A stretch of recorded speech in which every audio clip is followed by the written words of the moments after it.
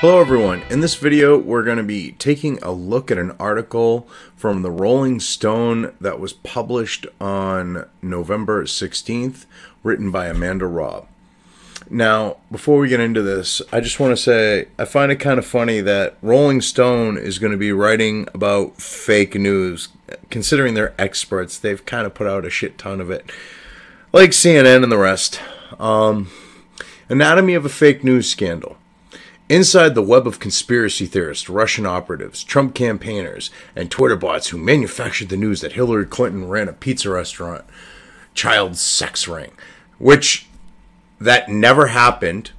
No one ever accused Hillary Clinton of running a pizza place, child sex ring. The Haitian government, on the other hand, did accuse her and her foundation of child trafficking. So when you have the Haiti government saying that, yeah, I love this kind of deflection. But the thing is they're trying to link anything to Russia. They're trying to make this like fake news thing, and they're trying to, what are being proven to be credible sources now, they're trying to paint, or more credible than them would be more accurate. Way more credible. But you have these sources and they're scared of them. So they're like using the whole thing of like, you know, the seeds of like propaganda that they've had over the years with these sources, the name recognition. They're trying to play off of that with it. Let's get into the article here. It's, you know, and see what the writer here, Amanda Robb, is trying to push for bullshit. And I love this. This story was reported in partnership with the Investigative Fund. Reveal from the Center of Investigative Reporting. Additional reporting. Aaron Sankin, Lauren Straszewski, Michael Corey, Jamie Longora, and Jasper Craven. Now, this is the funny thing. Okay, Investigative Fund. All right. It's one of these far left anti-InfoWars sites. Okay, just look at oh my god, just look at some of the stories here. This is like left fucking propaganda. It's pathetic. So you've got Rolling Stone working with this leftist, shit source, and Reveal, which is another one. I mean, it's fucking hilarious.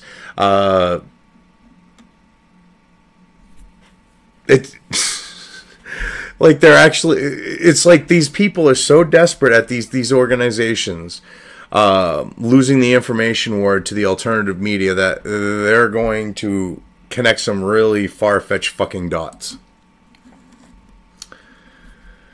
The revelations overcame Edgar Madison Welch like a hallucinatory fever. Just that first sentence, okay, they're literally using wordplay, okay, to like, this isn't reporting, this is storytelling. This is fiction. When you start out with descriptor, with a descriptor like that, you're writing a work of fucking fiction. You're not a reporter, okay, reporting on news. You are a fucking fiction-writing hack. On December 1st, 2016, the father of two from Salisbury, North Carolina, a man whose pastimes include playing Pictionary with his family, tried to persuade two friends to join a rescue mission. Now, this next point here, he never said this, okay? And they're literally, because Alex Jones has more credibility than CNN, MSNBC, NBC, CBS, ABC, okay? Hell, the National Enquirer also has way more credibility than that. Because you have people like Alex Jones and InfoWars, okay, which has a lot of credible people working for him now. Like David Knight, he's old school, okay? You have a lot of other, Corsi. Okay, old school, very credible. So they're trying to fucking portray this situation here with Alex Jones and InfoWars, but yet they have way more credible people than you do. working for InfoWars these days. Alex Jones aside. Alex Jones, the InfoWars host, was reporting that Hillary Clinton was sexually abusing children in satanic rituals a few hundred miles north in the basement of Washington, D.C. pizza restaurant. No, he never said that. What he did say was talk about what I did. The Haitian government wanting to pursue Hillary and the foundation named after her and her husband for child trafficking. Yeah, and he also talked about like the rituals at like with the Clintons and Bohemian Grove. He's talked about like the things that like others have talked about with the Clintons and spirit cooking. He never directly said that they do it. He said this is what others have said. Now, do I buy everything that Alex says? No. I go to multiple sources. I look. And when I do that, okay, I hate to say it, but these days, if I compare like what's being reported between InfoWars and say MSNBC, CNN, Fox, whatever. Fox is probably closer these days, which is fucked up. But you do the comparison and you do the actual fact check, and Alex Jones tends to have way more credibility. InfoWars tends to have way more credibility because what they're saying actually pans out. Good example, okay? They were talking about Franken's scandal before it hit the news. Yeah. But this is how they're going to portray this, because they want to try to make Alex Jones and anyone that's in the alternative media look like they're whack jobs pushing conspiracies. It's ridiculous. And, I mean, it's pretty fucked up when I'm defending Alex Jones. It's hell. Sargon of Akkad, okay, has defended Alex Jones. Like with the turning the frogs gay. He did that on Joe Rogan's podcast and admitted, yeah, Alex Jones was right. So that's kind of fucked up when people are actually going and checking and Alex is panning out. And the lamestream legacy failing media, they don't. A good example is with this, as we'll see so far, it's proving that.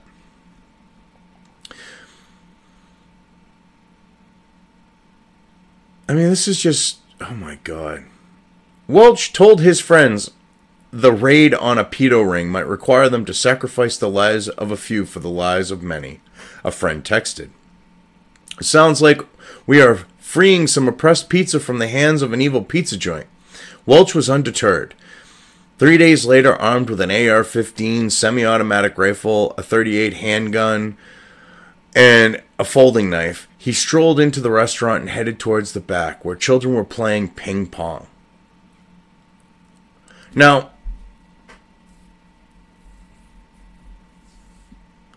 you look, they're talking about what he had on him. Okay, he didn't go in shooting up the place, but yet, yeah, and I'm not justifying what he did, but there's a narrative they're pushing here is what I'm getting at.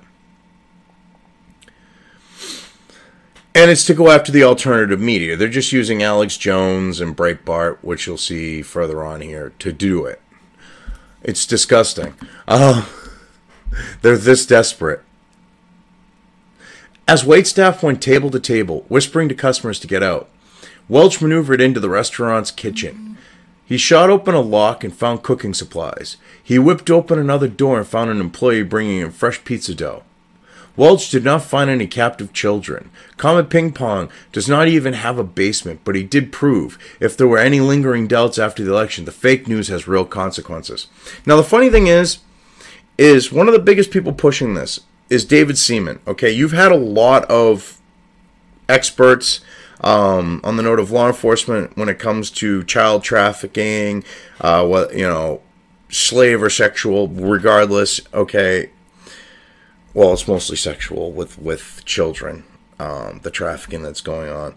But they've come out and they looked at the WikiLeaks emails, okay, when it came to the DNC dump and all that. And, what they found was a lot of pedophile code in these emails. Now, this is including Elephantis, the head of Comet Pizza. This is when they have disturbing pictures, like the Podestas with their disturbing pictures, and Elephantis with his disturbing pictures, okay, of children in very inappropriate poses and such. When you have them taking pictures and displaying pictures of that nature, you have the code that these sick, child molesting, raping scumbags in that community use. That should spawn an investigation, okay, by the press, like you at Rolling Stone, by law enforcement. And here you are trying to go, oh, no, nothing to see here. And the fucked up thing is you all try to use this to cover up for the actual allegations of child trafficking made against the Clintons by the Haitian government, by human rights groups involved in Haiti, saying you're pocketing all the money and you're friggin' trafficking in our children. But you don't bring any attention to that. You don't bring any attention to the WikiLeaks email dumps from the DNC and Podesta. You go, oh, nothing to see here. Oh, yeah, some whack job, yeah. And it's disgusting. It is really disgusting. Well, just because you didn't find any, well, look, you didn't find any captive children, that doesn't mean Elephantis isn't a kid diddler. Especially when he's putting code, okay, in communications between him and some bigwig fucking people that's about that type of shit, okay? It doesn't mean he isn't one when he's got pictures of little kids taped in sexually provocative, like physically taped. We're not talking videotape. We're talking duct taped in sexually provocative positions, okay? That kind of leans towards him being a fucking kid diddler. Yeah, you're trying to go, oh, nothing to see here, but yet, if there was an investigation, I'd always bet on the fact that you would find something. You want to know why? Because if it looks like shit and it smells like shit, it probably is shit. And this stinks to high heaven. Anyone with common sense. We're not talking conspiracy theory. We're talking about if you looked at all the facts. It stinks to high heaven. Welch's arrest was the culmination of an election cycle dominated by fake news. Yeah, fake news from the left. Okay, let's see.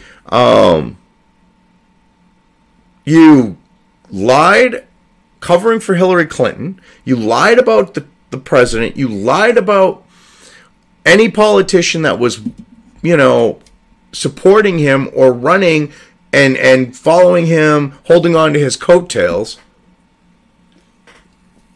So you're right about the fake news. You were the ones just pushing it. The legacy dying out lamestream media. Okay?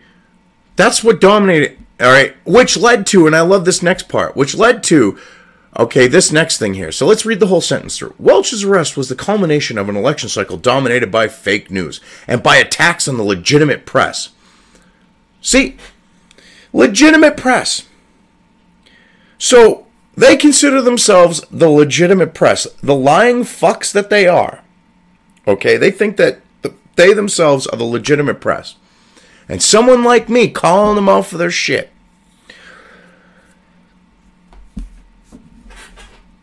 Alternative outlets like Breitbart, which I don't agree with, but Breitbart has shown, I mean, they are biased. They are far-right biased. I got no qualms with that. They're upfront about it. Okay. InfoWars, which is showing they have, like with David Knight, for example, way more credibility than the legacy media. You have people like David Seaman. You have people like Sticks, Hex, and Hammer 666. You have, even though he doesn't consider himself, you know, a member of, say, the press, and he's providing commentary, but he does inform the masses. Look at Sargon of Akkad, okay? Dave Cullen, same type of situation, okay? To these scumbags, they are a threat. We are all a threat. And that's why they have the audacity to have this statement. Our author, because this is a work of fiction, okay, to write this statement. I mean, come on now. All right, by attacks on the legitimate press. You're not fucking legitimate. You lie through your fucking teeth. How is that legitimate? It's not even remotely close to legitimate. Several media outlets quickly traced the contours of what became known as Pizzagate. The claim that Hillary Clinton was a pedophile started in a Facebook post, spread by Twitter, and then went viral with the help of far-right platforms like Breitbart and InfoWars. Actually, that's been going on for many, many, many years. Oh, God. Oh, shit. What's the... I can't think of her name. There's a woman... she's supposed to be, and it shows a lot of credibility, actually, that this was the case. She was... Her and her daughter, her young daughter, were... subjects of MKUltra, which is a declassified program proven to have happened. They were programmed to be basically sex slaves of the elite, you know, of the politicians. And Hillary Clinton had a thing for her little girl.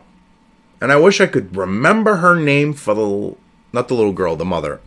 But I wish I could remember her name for the life. I wish I could remember her book. Because she wrote a book. And the Clintons never, ever, ever, ever dared to sue her for libel, where it's written in print. Never, ever dared to sue. And this book actually was a bestseller, if memory serves. So it goes back well before this. We're talking, what was the book put out in like the 80s or some shit? 80s or something like that? Early 80s, early mid 80s, I think. Might have been even in the 90s. God, it's been so long. But if anyone can think of the name of the book or think of the name of the woman, please put it in the comments. Because I would like to actually, with this particular situation, might actually do another video that's a little different from this usual format, where I get into her stuff and how there were a lot of pervy people, because George Herbert Walker Bush was in her book as well, and look at the pervy shit that he's now being outed with. But this goes back, like as I'm saying here, decades. We're talking decades, all right? This is, so actually I believe it was the 90s was when the shit happened. And the book came out in the late 90s or something like that. I'm trying to remember. Like, her stuff happened in the 80s, actually. And then her daughter was going on into the 90s. What the hell is her name? It'll probably come to me when I'm done with the video. If not, hopefully one of you out there has put her name into the comments. Several media outlets quickly traced the contours. I love that. It's just several media outlets. Yeah, CNN fake news. Oh, nothing to see here. And I love how they're trying to group Breitbart, InfoWars, all that, trying to make them look bad, the alternative media look bad. Oh, the only people you should trust are us. But it was unclear whether Pizzagate was mass hysteria or the work of politicos with real resources and agendas.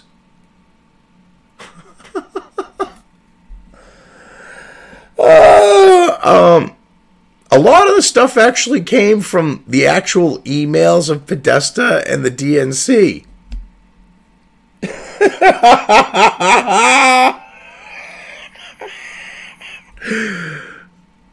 So, slight problem. It was actual real, yeah, fucking A. Slight problem. The shit that you're slinging here doesn't exactly pass the sniff test. Because of that. It literally came from their own emails.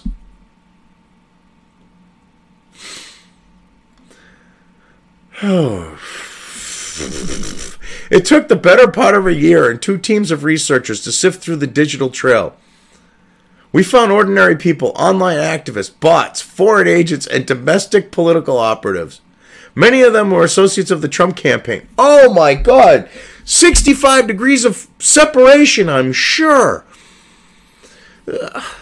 Okay. So, let me guess. David Seaman, you're going to mention him? Because he was one of the main people digging into the Podesta and DNC emails, pulling out all of the kid diddling lingo, all of the code. What did he have? Was he one of the ones that had ties with Russia? Huh? Because you say that next year, others had ties with Russia. Working together, through often unwittingly, they flourished in the new post-truth information ecosystem, a space where false claims are defended as absolute facts. Oh! Kind of like the lies that you are defending that claim that uranium-1 was nothing? Okay. What the difference about Pizzagate, says Samuel Woolley, a leading expert in computational propaganda, oh God, is it was retweeted and picked up by some of the most powerful faces in American politics. No, Pedogate was. You're trying to conflate Pizzagate and Pedogate, okay? Which, it started out as Pizzagate, all right? And there was no belief that there was a sex dungeon in the bottom of Comet Pizza.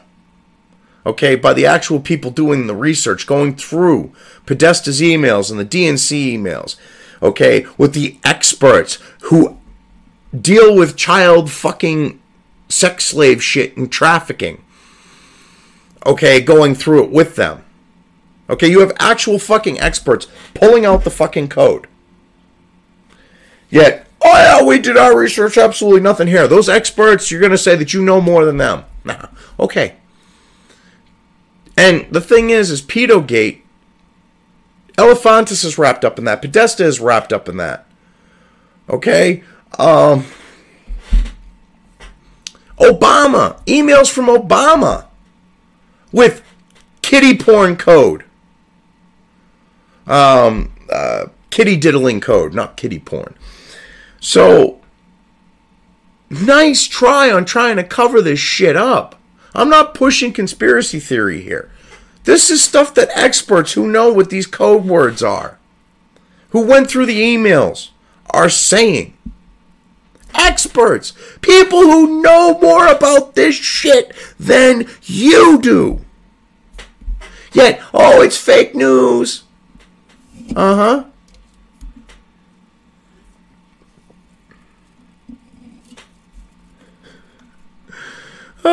The original Pizzagate Facebook post appeared on an evening of October 29th, 2016, a day after the FBI Director James Comey announced that the Bureau would be reopening its investigation into Clinton's use of a private email server while Secretary of State. Wrong. That's a lie. Okay? Hard Bastard does that so much better than I do. He's been doing the Maury Povich, that is a lie. And he does it very well. I mean, it's so Povich-esque. But that is a lie. Because it actually started coming out when the WikiLeaks email dump happened, because that is where it started, because people started reading the emails and they went, whoa, this is some fucked up kid diddling shit. Let's get things right. Because, oh wait, you can't bring up those emails and the dump because they actually back the whole pedogate thing with all the code in them. The ones that have it. This is fucking hilarious. This is a complete work of fiction here. That's not what happened. Data from the server has been found on electronics belonging to former Rep. Anthony Weeder, the husband of Clinton's close aide, Huma Abedin, who had been caught texting lewd messages to a 15-year-old. On Facebook, a user named Carmen Katz wrote, "My NYPD source said it is much more vile and serious than classified material on Weiner's device." The email details the trip made by Weiner and Bill and Hillary on their pedophile billionaire friend's plane, the Lolita Express. Yep, Hillary has well-documented predilections for underage girls. We're talking about an international child enslavement and sex ring.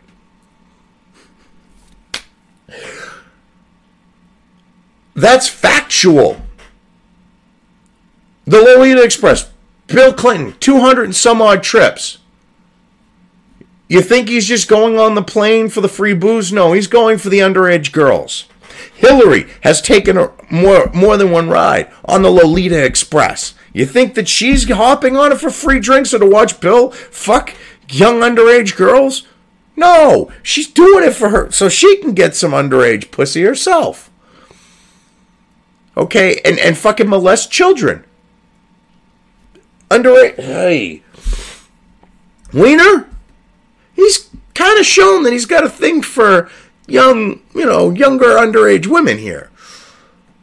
So this isn't exactly backing you. This is kind of backing the actual fucking pedogate situation. Oh my God. Good job backing the thing that you're trying to fucking cover up for. Kat's Facebook profile listed her residence as Joplin, Missouri, with a link to a story headlined, "Breaking, Hillary Clinton Strategy Memo Leaked. Steal yard signs," Katz posted. You know how we handle yard sign theft or tampering in South Missouri? With a 3-pronged garden hoe buried in the middle of the back. How is this even remotely relevant? It isn't, but see, you're trying to obstruct the view of the bigger picture. And you're not doing a good job at it. This is distraction shit.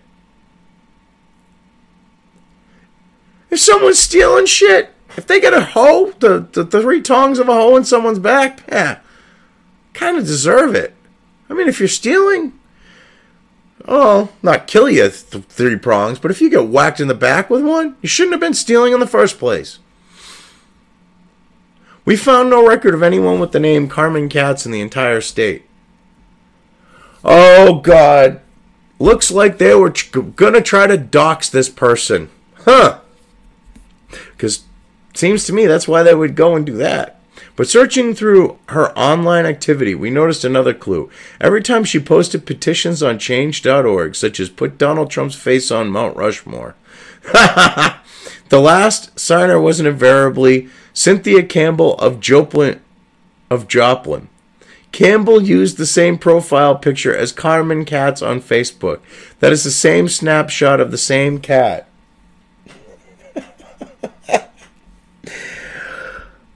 You could say that this is a definitive situation and you basically just dox the person. Yet, you can't spend 5 seconds to look into uranium-1. Could it be that if you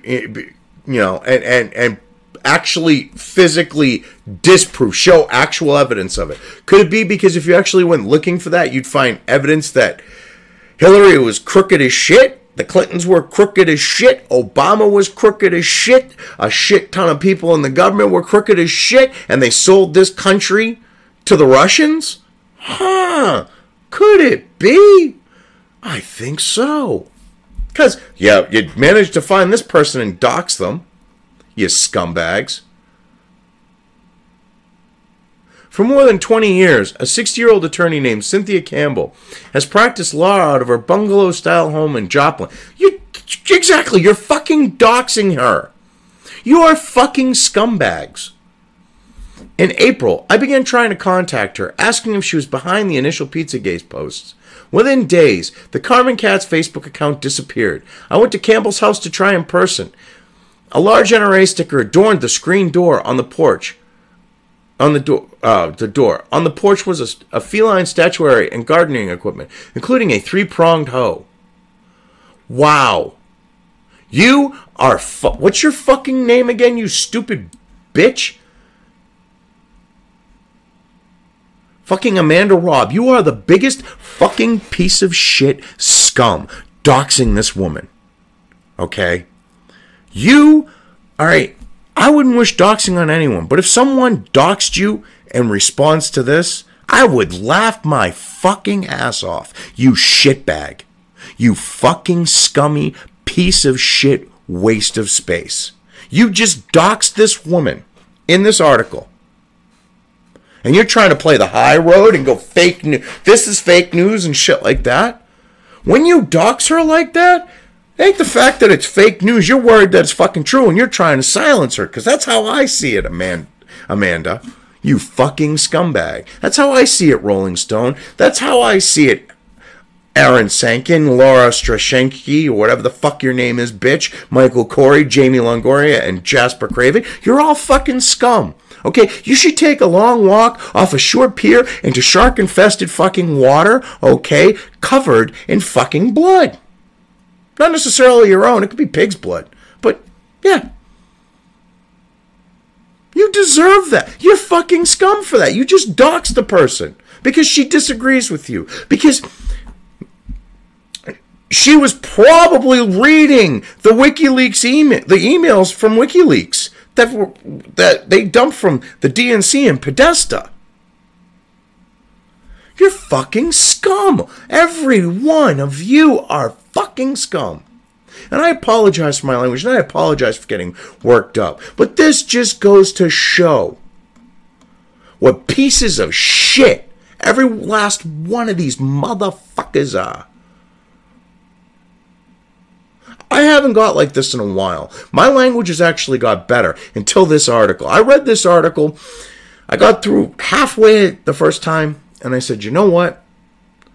I'm going to do a video on this. And I tried to stay calm. It didn't exactly work out that way. You just doxed this bitch. You're all fucking scum for it. And you know what? What's the... Yeah, NRA sticker. She values the Second Amendment. So you're trying to make it sound like she's fucking scum. She's a gun-toting scumbag. You're lucky she didn't shoot you. I would have. Come on my property, looking that you're going to end up doing this. I would have wished, if I didn't shoot you, I would have wished that when you did show up like that, I would have wished that I had after you fucking doxed me like this, if I was her. You're fucking scum. And you throw in, oh, well, there was a 3-pronged hoe. That's actually called a garden claw. It's not a 3-pronged hoe. But, Amanda, you definitely are sounding like a fucking hoe. Selling yourself out to the fucking propaganda machine. You are a fucking whore. You're a propaganda whore. You're a whore. A whore. A whore. Fucking slut. You are a propaganda slut. So how much did they pay you for this shit? She didn't answer, but later texted and called me. Campbell said yes, she set up the Facebook account, but it was hacked 2 or 3 years ago. She never explicitly denied posting the comment that started Pizzagate. Instead, she told me to disregard the NRA sticker. She just supports hunting. She also claimed to be a rare Democrat in Southwest Missouri. You don't say much, she said. You don't stick signs out. Oh my God, you're a fucking scumbag. You made this woman, you fucking... I love how you leave out your side of the conversation. I love how you leave that out. You fucking you got on her ass, okay, about the NRA sticker, which is none of your fucking business. It's on her fucking property, which you fucking came to, that you fucking doxed her, her address with. You're basically short of giving the exact fucking address. I mean, you just told everything else, so I could go and find out who the fuck she is in 2 fucking seconds right now, if I really wanted to. And you're gonna then, after you fucking set her up to have that happen to her, you're then gonna you're gonna make it sound like you went after her for an NRA sticker? No. She's not a bad person for having an NRA sticker. You're a fucking scumbag for doxing her. I wouldn't want anyone doxed, as I said, but if someone doxed you because of this shit, every one of you motherfuckers involved in this article, I would laugh my fucking ass off. I would. Because what comes around goes around, motherfuckers. Jesus fucking Christ. You are a fucking piece of shit, Amanda. She never explicitly denied posting the account. Well, if she said the account was hacked, that means she had no control over it. At that point, there's no need to say, I didn't post it. There's no need to say that. And for her to say that you should disregard the NRA stickers because you brought it up, because you had a problem with it, because you went on her private property and you took offense to something she had on her private property. That goes to show even further what a fucking shitbag piece of scum you are. All right? That goes to show that you have an agenda, that you feel morally superior, that you are going to lie to push your shit. Because you leave out the fact that you obviously had to confront her about the NRA sticker for it to be brought up, because there's no reason to bring that up in general fucking conversation, at least on her end. Oh my God.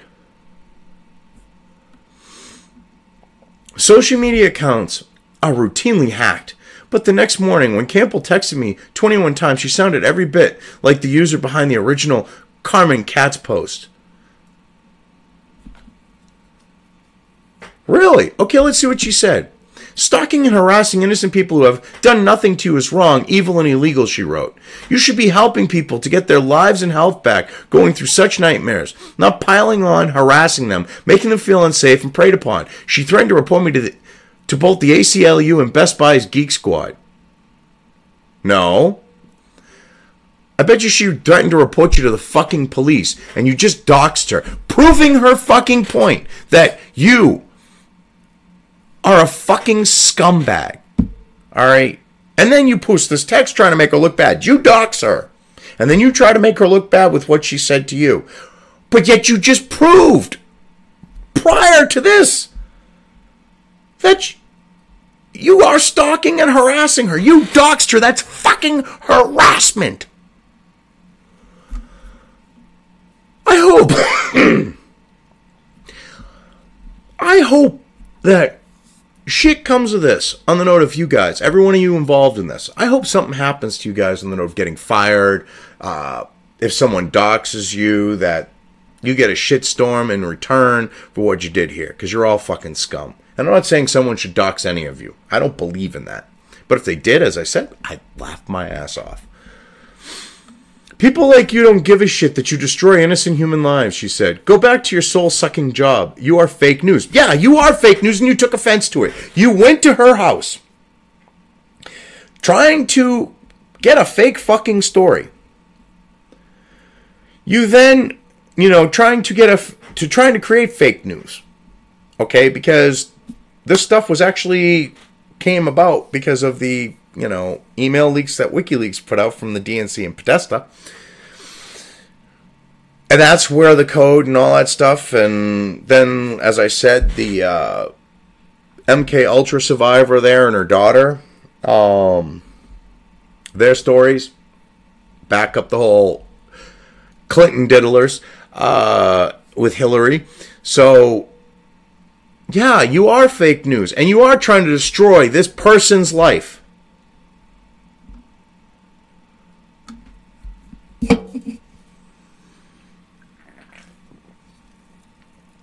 You are fucking scum. It strains the imagination to think how Campbell, a cat lady in Missouri, okay, beside the point, had pieced together not only the story that Clinton was sex trafficking pedophile, but its details, NYPD officials, Weiner's laptop, Jeffrey Epstein's private jet. Well, okay. It's all public information. The DNC Podesta emails kind of go into detail about that type of shit. In code, mind you, but they do. NYPD actually came out and said that stuff on the note of the sex traffic, the pedophile shit and the Clinton emails. They actually came out on that, backs that with Weiner's laptop. Jeffrey Epstein's private jet, you mean the Lolita Express, which was proven to be the Lolita Express, where they went to his underage, sex island where you fuck and rape underage children, and Bill Clinton took 200 trips. This is all stuff that's been proven fact. So to piece it all together ain't that hard when it's all documented public knowledge, publicly available fact. According to Clint Watts, a cyber and homeland security expert at the Foreign Policy Research Institute. Oh, you mean this propaganda? No, this is the Investigative Fund. Okay. Sorry, my bad. But, okay, yeah, I love this, but the Foreign Policy Research Institute is a fucking propaganda, fucking leftist run, funded fucking shithole. Says, all right, from the Foreign Policy Institute, Katz fits neatly into a well-worn blueprint for disinformation campaigns. He's never talked to her, okay? They haven't proved anything that she said as fake. They're going, wow, look at how preposterous the stuff she said is. And the funny thing is it's all fucking fact. All right? And you got this fucking shitbag from the Foreign Policy Institute. Okay, Clint Watts. All right, you got him going, oh, yeah, she's the well-worn, fits the neatly well-worn blueprint for... No. The little leftist fucks that listen to the Young Turks, that listen to David Pakman, which I think I'm going to do a video on him, because him and I trolled him, and yeah, it's upset him with facts, and it upset him so much that he muted me. But people who listen to him, people who listen to CNN, MSNBC with Mad Cow, all of them, they fit the well-worn blueprint for disinformation campaigns, for propaganda, for lies to be spoon-fed to them. For a story to gain traction, propagandists plant false information on anonymous chat boards, hoping real people will pick it up and add the human touch to acts of digital manipulation. If you want to sow a conspiracy, you seed it someplace. 4chan or Reddit is a perfect vehicle, he says. And wait for someone like Katz to take the bait. Someone or some group, Watts says, possibly took this unwitting woman and made her the source they need. Considering 4chan is anonymous and there's actually been people whistleblowing on 4chan from the beginning and they've a lot of accurate information's come out of that, this is a fucking joke. This is a complete fucking joke. Oh my God.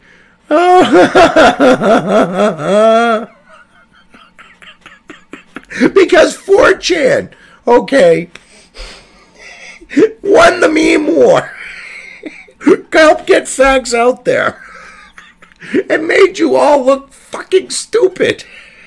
They're the liars. They made you look stupid by showing you were full of shit. By people blowing the whistle on stuff that you wouldn't report on. Oh my God. Oh, Clint, you are a fucking propaganda spewing little fuckwit, aren't you? Oh. Someone or some group says, possibly took this. Oh my God, I love that. Possibly took this unwitting woman. She's a fucking attorney. You're trying to play her like she's dumb as a fucking stone, but yet she's a practicing attorney. Okay, she's passed the bar. She's able to more than support herself being an attorney. This poor woman that all of you are involved in the doxing of. Oh my fucking God. Do you know how bad and how stupid that all makes you look, that you're trying to portray her like that? A bar certified attorney. A bar licensed attorney, I should say. You look like morons trying to push that shit.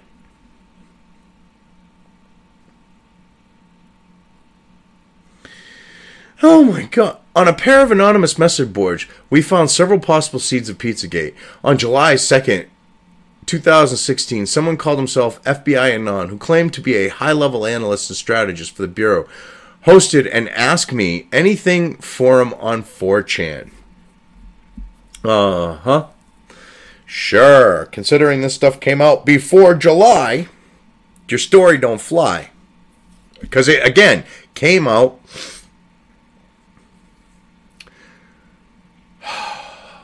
Oh my God. He claimed to be leaking government secrets a la Edward Snowden out of a love for the country, but it wasn't always clear which country he meant. Oh my God. Pushing the Russia shit now. And we're not even at to that point, and I can tell you, I didn't even read this far, because I told you I didn't even get halfway through it. I said, yeah, I'm doing an article on this. And I usually read through these as I'm doing the video. But yeah, here's Russia. At various times he wrote, Russia is more a paragon of freedom and nationalism than any other country. And we are the aggressors against Russia. Because we are. Okay, first off, Russia is more of a paragon of freedom and nationalism than almost any other country out there, especially these days. And that's something that you guys don't like, and you're like, oh, no, that's not true, not true, not true. All right? Because you don't have the state forcing people in Russia to, oh, I don't know, bake a wedding cake for a gay couple. I think that's what they were getting at with that. So, I don't know what to tell you there, except you prove me that you're full of fucking shit with this. And we are the aggressors against Russia, okay? Because when it came to Crimea's secession and becoming part of Russia, they voted for that. They fucking voted for that. And the vote was majority rule, said they wanted to rejoin Russia, okay? Ukraine had a somewhat friendly government to Russia. You guys didn't like that on the left, at least on the note of Obama's administration and Hillary and all them. And Biden, whose son managed to get all the gas, all the gas and oil in the Ukraine that Russia had contracts for when you guys staged a fucking coup there.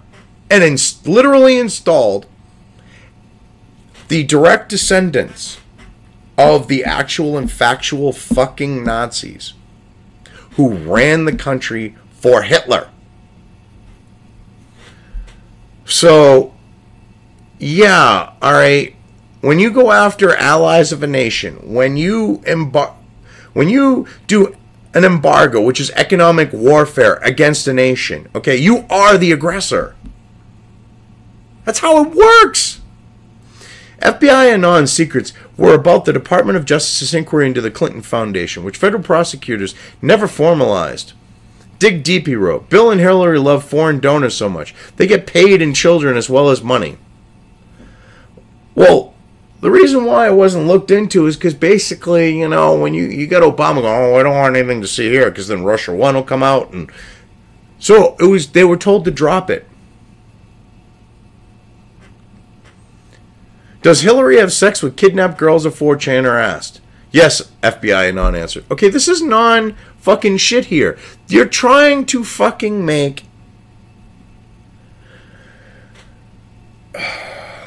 You are trying to make a connect-the-dots situation here where you've got a dot on one corner of the page that's numbered 63, and you're trying to connect it with dot number 12 on the other side. It don't work like that.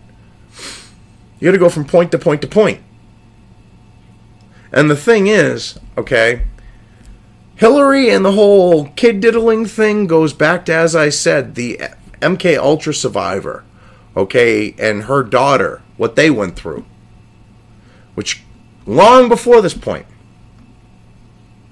Again, anyone, if you can remember her name and what her book's name is, please put it in the comments. Another possible germ of Pizzagate. Oh my God, germ. They're trying to make it, yeah. Because this is a disease for you guys to try to deal with. Yeah, alright. Another possible germ of Pizzagate appeared online about 10 hours before Katz posted her story on Facebook. 3rant described itself as a message board for New York City cops speaking their minds. Virtually everyone on the site uses an identity masking screen name.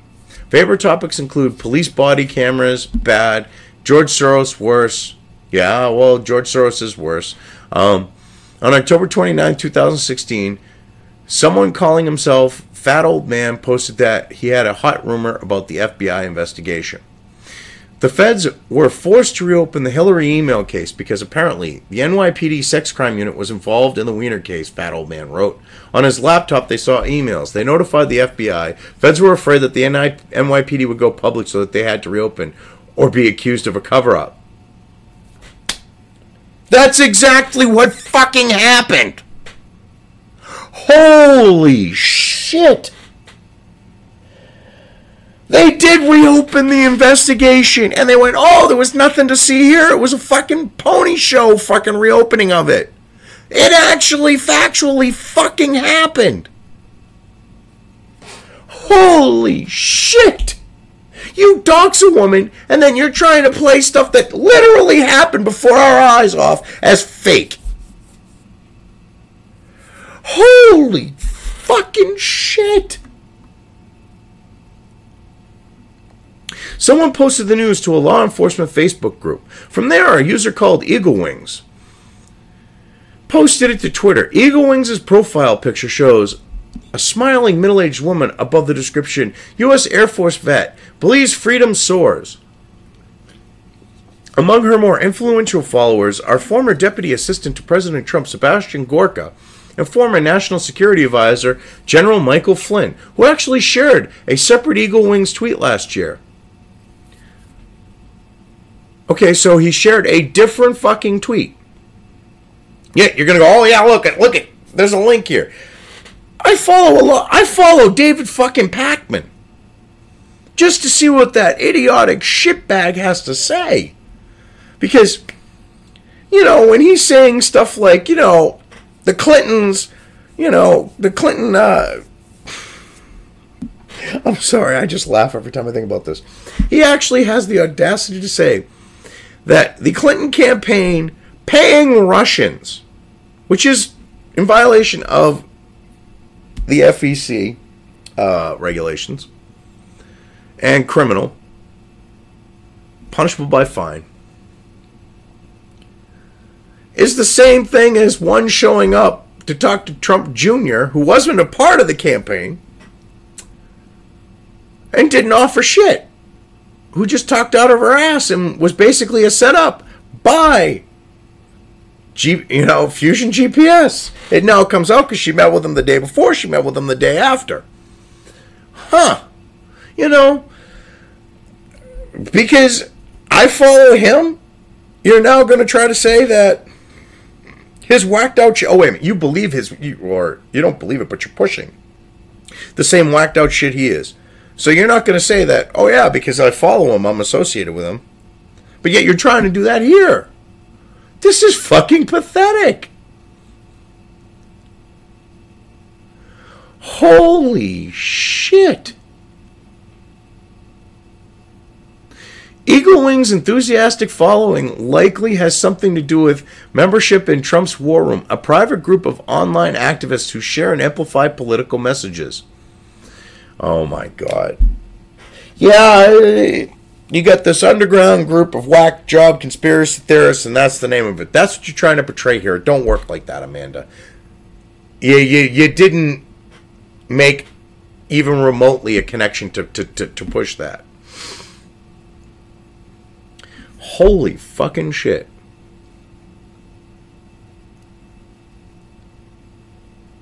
This is fucking ridiculous. Participants told Politico's Sean Musgrave that hundreds or perhaps even thousands of pro-Trump rooms coalesced during the campaign. The members aren't stereotypical trolls, Musgraves tells me. Most are baby boomers, a lot of women from the Midwest. Okay, yeah, so... But Eagle Wings is not a typical political enthusiast, says Woolley, who directs research at the Institute for the Future's Digital Intelligence Lab. She tweets too often, more than 50,000 times since November 2015. Too many followers, 120,000 as of November 2017. Without a shadow of a doubt, he says, Eagle Wings is a highly automated account and part of a bot network.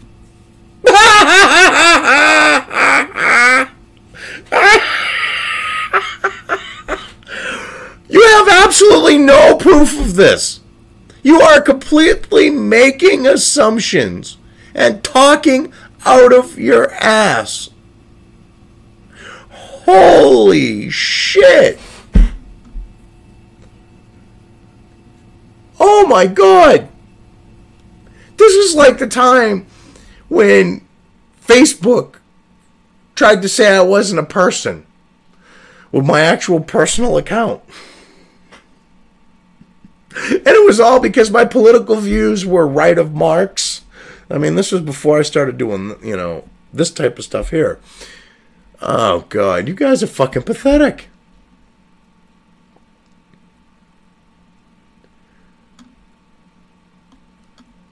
And I love how you add after he says part of a bot network that it's a centrally controlled group of social media accounts.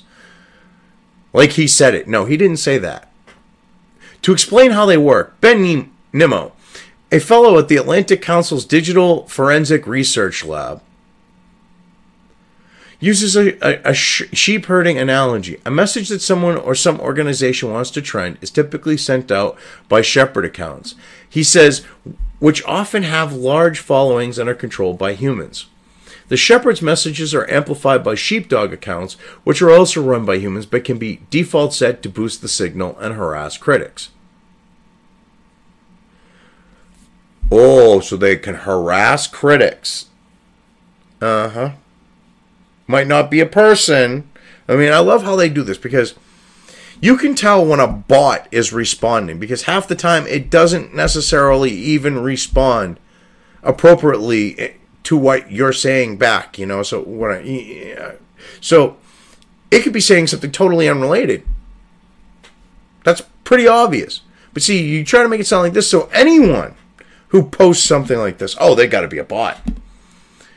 Because everywhere's a bot. It wasn't the fact that it was actual core Trump supporters that were tweeting shit and that were actually reading, you know, the emails of Podesta and the DNC and all the others that were emailed between them, you know.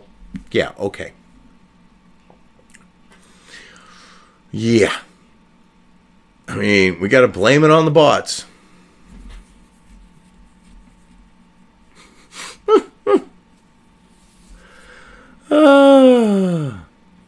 At times, the shepherds personally steer conversations, but they also deploy automation, using a kind of Twitter cruise control to retweet particular keywords and hashtags. Together, Nimmo says, the shepherds and sheepdogs guide a herd of bots which mindlessly repost content in the digital equivalent of sheep rushing in the same direction and bleating loudly. Oh, God. So, if something gets traction and multiple people retweet it, that's what they're trying to say is the case when it comes to Trump, pro-Trump, anti-Hillary shit. I mean, that's the picture they're painting. That's what Katz is painting here. Or Nimmo, I should say. Whether Katz repeated something a herd of bots was bleeding or repackaged tidbits found on other parts of the internet, her Facebook post was the human touch that helped the fake news story go viral. Fake news? No! That shit was already fucking proven. We've already been through this. We've already been through this. I love how you start out with Pizzagate and then you go to actual verifiable fact and go, oh, fake news. Talk about a bait and fucking switch. The tell, says Watts, was what happened next. Most of us post into internet oblivion. But about 12 hours after Katz shared her story, a Twitter user named David Goldberg, New York, tweeted a screenshot of her post twice, adding, I have been hearing the same thing from my NYPD buddies too. Next couple days will be interesting. And it was NYPD. It actually was proven that there were members of the NYPD saying this shit. And that the FBI did reopen. So, because someone took a screenshot and retweeted, oh, they got to be a bot too.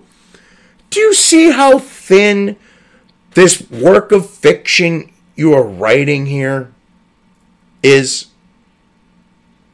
There's no immersion. There's no depth. So, you're not going to actually have this shit fly with people. I'm not an idiot, but I'm not the brightest bulb. And I can see this shit. I mean, I'm above average intelligence, I'd say. Actually, I've taken IQ tests, I know. But that's beside the point. But I don't consider myself the brightest bulb. I know there are people way smarter than me. And I can see this shit. I can see the crap that you're trying to push here. On Twitter, David Goldberg NY describes himself as a Jew, a lawyer, and New Yorker. The account went live around the time of the Republican National Convention in July 2016. Okay, circumstantial evidence, not actual proof that it's a bot. Posting divisive tweets like attacking the 1% is attacking 43% of the Jewish community, which is true. So I guess you hate Jews, Amanda. Sounds like it when you're bringing this up, because that's a matter of fact, and maybe because this particular individual saw a situation where they wanted to have a voice finally on Twitter. They made an account. Could it have been that? Could it have been that happen? Because all you leftists did piss off a lot of people. I mean, I swore I would never, ever, ever, ever have a Twitter account. And, I mean, yeah, it's for my content creation. But it still breaks my fucking rule. And my account, with the date on it, I'm surprised you ain't trying to call me a Russian.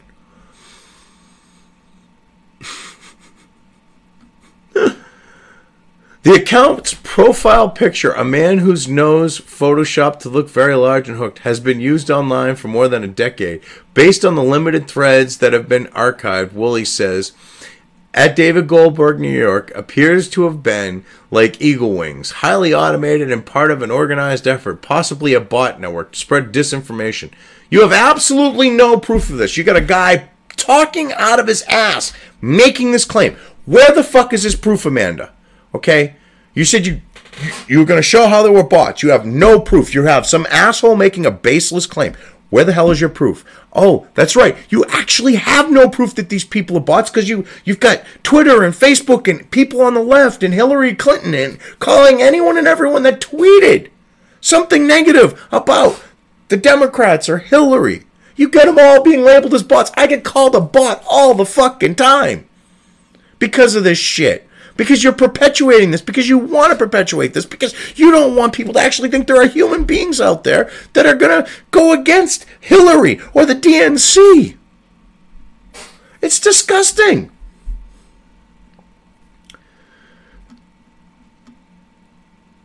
One of David Goldberg NY's tweets about the Katz Facebook post was retweeted 6,369 times.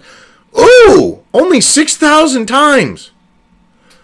Oh yeah, that's really going to sway a fucking election when you got 330 some odd million people in the fucking country. Morons. What's nearly impossible to tell is who ran at David Goldberg NY. The handle is not among the 2,752 Twitter accounts linked to the Internet Research Agency, a disinformation shop run by the Kremlin, which the White House Intelligence Committee released in November. Oh, you talking last November when they were pushing the Russian narrative and they were trying to say, oh yeah, Russian bots and all that, to try to push this narrative of the Russian collusion shit? Oh yeah, that report, the one that I'm not about to believe? when you have proof that Obama did shit that made Watergate look like a fucking joke over this election, I'm not going to buy that. And here's the thing.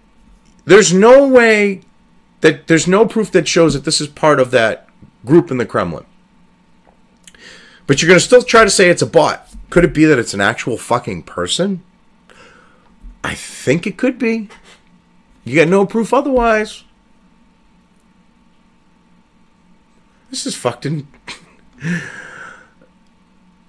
Oh, God. And I love this. You don't need to start this sentence with and. I mean, that's bad fucking grammar. That's not proper English. You're supposed to be a writer. Okay? You're supposed to be a reporter. You're a writer because you're working a fucking thing of fiction here. You don't use and. I mean, it works perfectly fine to say, Twitter has yet to make public the handles of an additional 36,746 bot accounts. Its attorney, Sean Edgar, told Congress have characteristics we use to associate an account with Russia. There's no proof. They haven't released them. Okay, this is all a fucking facade. This is all a fucking sham. Because if they really had proof that these accounts were that, they would have given it to Congress. Especially where you people on the left have put them in hot water because of how, you know, a few $1,000 and some idiots tweeting supposedly won the election for Trump when the $100,000 was spent over 5 years or some shit like that going back prior to the election. Yeah.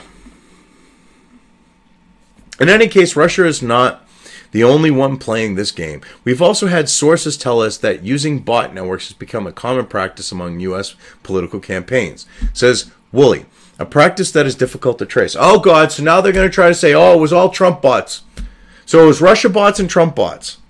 This is when Soros and Hillary and the DNC were caught running a shit ton of fucking bots. Were physically fucking caught. And people had definitive fucking proof of bot accounts. Unlike this shitbrick. Yeah. Okay. Talk about projection. What is it with the left and literally projecting what their wrongdoings and crimes onto other people? Because that's what this is. This is a work of fiction and complete projection on what actual, and I use the term very loosely here, facts it has in it. Because this is all Democrat shit with that one.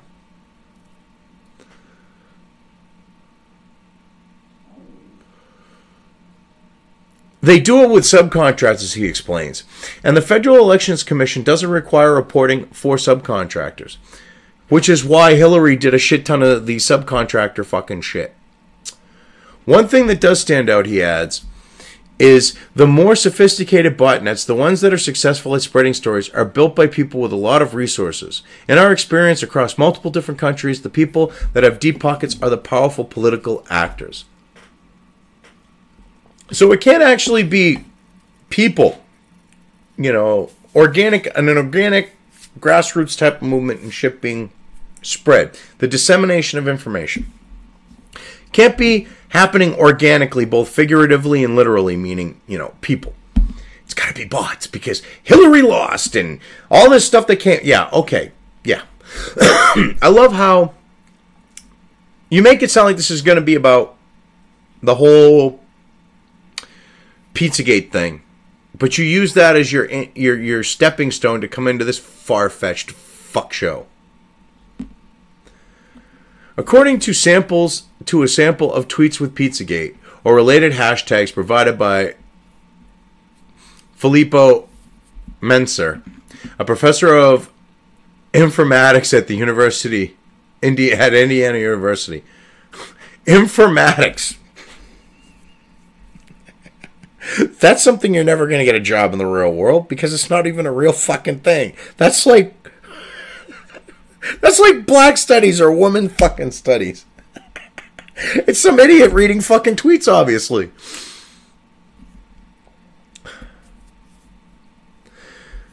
Pizzagate was shared roughly 1.4 million times by more than 250,000 accounts in the first 5 weeks of life, from David Goldberg, NY's tweet to the day Walt showed up at Comic Ping Pong. Yeah, but it goes on before that because this shit actually came out. Oh my god. I love how you picked this fucking timeline because the emails pushed this shit. It wasn't, oh my god. It was the fucking DNC Podesta fucking emails that led to Pizzagate, which became Pedogate, which has actual backing to it on the note of fact. Holy fucking shit. Talk about revisionist history here.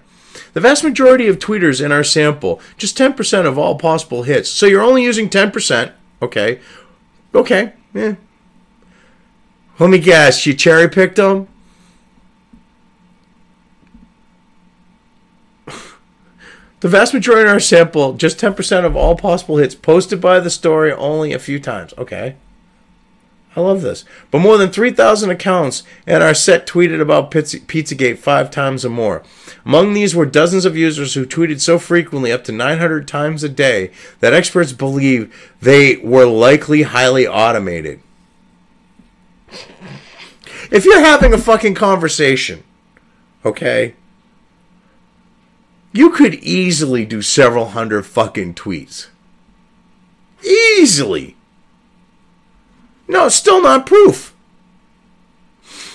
Okay, I mean, 900 times a day is a bit high. Okay, but if we're talking bots here, I think a bot's going to do more than 900 fucking times. Okay, a bot is probably going to do thousands upon thousands upon thousands upon thousands of times a day. Okay, when it comes to tweeting.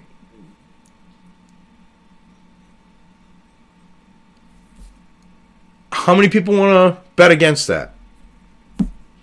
Because 900 times ain't shit, if you think about it. Even more striking, 22% of the tweets in our sample were later deleted by the users. That don't mean fucking shit! But yeah, you're going to try to make it seem like it is. Watch. This could be a sign, Wooly says, of someone sweeping away everything so that they can't follow the trail. Oh, see, yeah. Complete talk out your ass, pull it out, you know, covered in shit, and fling it like a fucking monkey. Because that's what you're doing here. You're just flinging shit at the wall like a goddamn fucking monkey that you're pulling out of your ass, hoping some of it'll stick. Next, we decided to cross-reference the most frequent Pizzagate tweeters with a list of 139 handles associated with Trump campaign staffers, advisors, and surrogates. We also ran our entire sample against the list of accounts linked to Russia's Internet Research Agency. We found that at least 14 Russia-linked accounts had tweeted about Pizzagate, including Pamela Moore 13, whose avatar is aptly an anonymous figure wrapped in an American flag. That account has been retweeted by such prominent Trump supporters as Donald Trump Jr., Ann Coulter, and Roger Stone, the political operative who recommended Paul Manafort as Trump's campaign manager. Well, here's the thing. You haven't provided, you say, oh, we got this list. Well, I don't buy the list, okay, until I see the fucking list and until I see what you've got for proof on this being a fucking Russian account. I don't buy it. From there. Okay? So what if Trump Jr., Ann Coulter, and Roger Stone retweeted it? And I love how you throw in, well, Roger Stone was the political operative that recommended Manafort. And that, because you got to try to push this Russian bullshit. Okay, you've got nothing here to link to Russia, so this is your fucking link. And I love how you put in brackets right after. Special counsel Robert Mueller recently indicted Manafort for money laundering as part of his investigation into possible collusion with Russian efforts to influence the presidential race. Which, I love how you, through implication, try to make it sound like his money laundering has to do with the actual Russian efforts to influence the presidential race. It's not even remotely related. It's a complete and separate issue. And it's not even Russia. It's the fucking Ukraine. Holy fucking shit. Which, irony is Hillary and Obama and a bunch of people have, you know, and Biden and his family, they're elbows deep in the Ukraine and the corruption there. Huh. Interesting.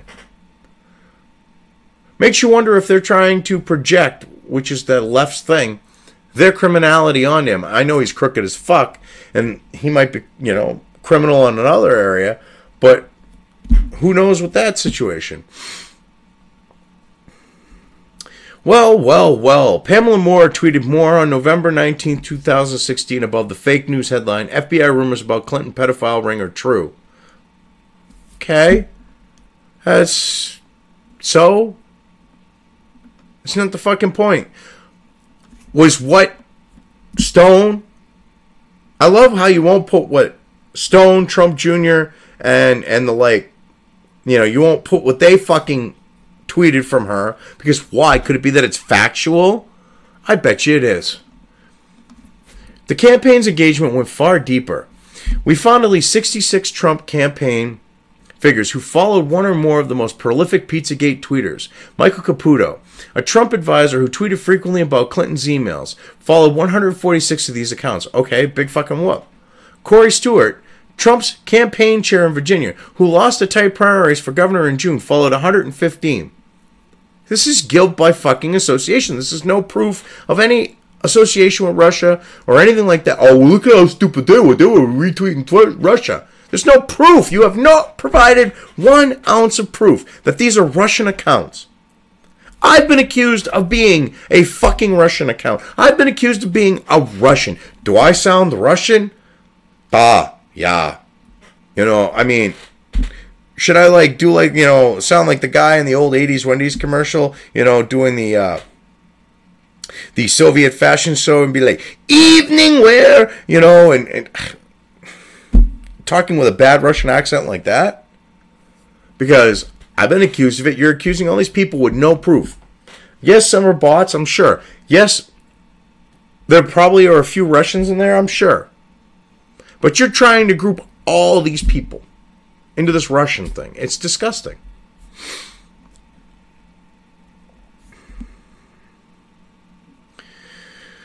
Oh, this is so fucked up. I mean, it's just...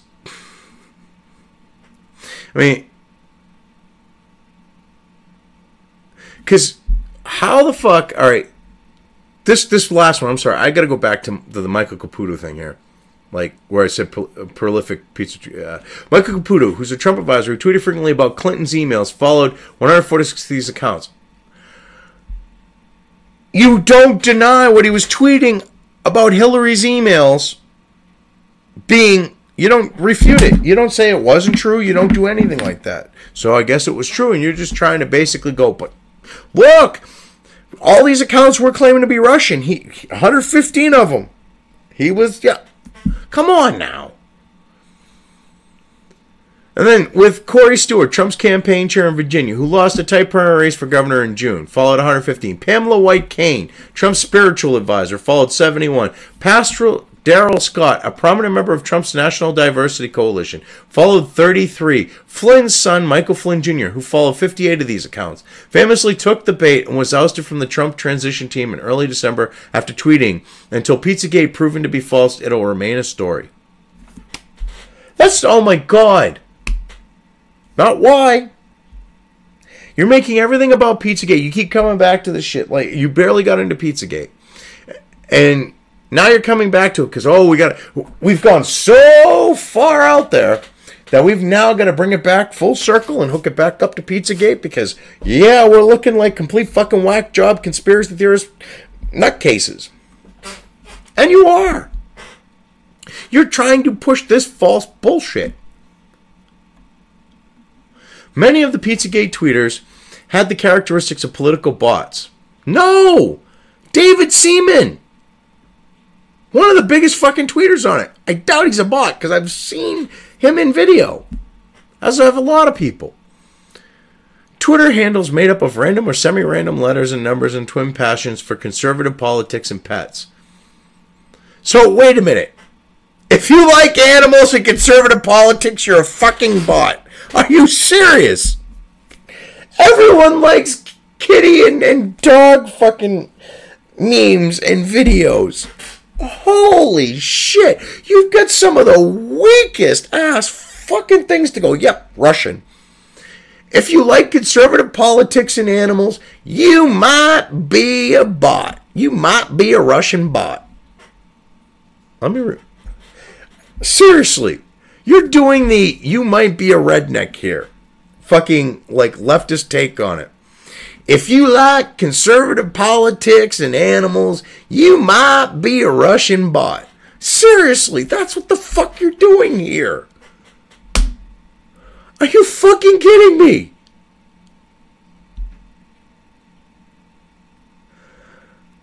No, puppies and kitties, everyone likes them. Oh my god, puppies and kitties win audience, Watt says. No, everyone likes them. Others were all too human. Crystal Kemp, a 50-year-old grandmother who lives in Confluence, Pennsylvania, tweeted about the story more than 4,000 times in 5 weeks. I reached out to her via Facebook to ask her, why? Didn't want Hillary to win at any cost, Kemp tells me. But like Trump from day one, I don't really know that much about Pizzagate thing. Everything I tweeted or retweeted was stuff that I found through my own research or from another follower. Oh, heaven forbid someone who doesn't like Hillary posted the fucking Pizzagate shit. Heaven fucking forbid. Which is, you keep pushing this, but yet you got the Haitian government talking about the Clinton Foundation and the Clintons fucking child trafficking. You're not covering that shit, are you? That's actual documented. Where'd those children go? Into the fucking child fucking sex slave ring? That I'm sure these elites have going on, because look at Hollywood. Look at Corey Feldman. Kemp tweeted links to articles from well-known right-wing sites like Fox News and Breitbart. Yeah. You're not refuting what was said in these articles. You just go, well, she reposted Fox and Breitbart. Was what was in the article she posted factual? Where you're not getting into the detail, I'm going to say yeah. And it makes you look like shit. But she also shared stories from obscure outlets like conservativedailypost.com. They're not obscure, they're alternative media. Nice fucking try. Which appears to be among the fake news sites that operated from Macedonia during the election. All right. Just for laughs and giggles, go to... Oh. Shit. This is more of a fucking joke site. Wait a minute.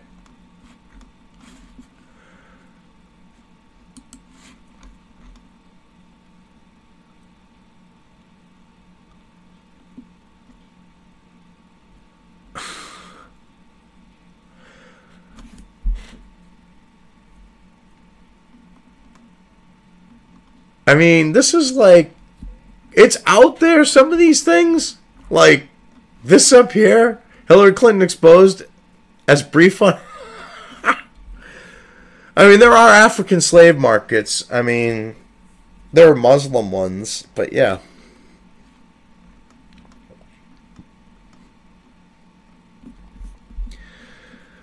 Oh, God. So what? Fucking did an article from there. So fucking what? You got no proof they're fake news. BuzzFeed is fake fucking news. But yet, look who you go to next. BuzzFeed had found that teenagers in the deindustrialized town of Belize published pro-Trump stories because they were profitable as clickbait. When I traveled to Macedonia last summer, Boris Pajisev, a computer programmer who set up dozens of fake news sites for around 100 euros each, said it wasn't quite that simple. Macedonians don't invent fake news stories, he told me. No one here knows anything about American politics. They copy and paste from American sites. Maybe try to come up with more dramatic headline. Fox News, TruePundit.com, Daily Caller, InfoWars, and Breitbart, he said, were among the Macedonians' most common source materials. Breitbart was best. Macedonians would have happily copied anti-Trump fake news too, he said. Unfortunately, there weren't any good U.S. pro-Clinton fake news sites to copy and paste. Okay, I love this. They're trying to make it sound like True Pundit, Daily Caller. Oh, I think Ben Shapiro would like to know that he's being called fake news by this bitch Amanda and fucking Rolling Stone. I think he'd fucking love that. Okay.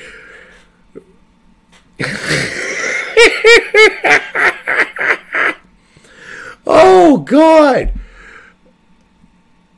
True Pundit is a legitimate site. I said Gateway Pundit, but True Pundit, Daily Caller, Info. Oh, my God. They're all more credible than you. I love how you get this guy going, oh, well, the fake saying that there were no pro-Clinton fake news sites to get good shit for clickbait. That doesn't mean that what was being said by those outlets you name was fake news. Nice try at implication, but you failed. That was exactly how the right-wing media ecosystem worked during the 2016 campaign, explains Yoshai Benkler, who directs the Berkman Klein Center for the Internet and Society at Harvard. Oh, God, fucking Harvard. Harvard. The same fucking school that just did a segregated fucking graduation. Yeah, you're going to use them as a source. Okay.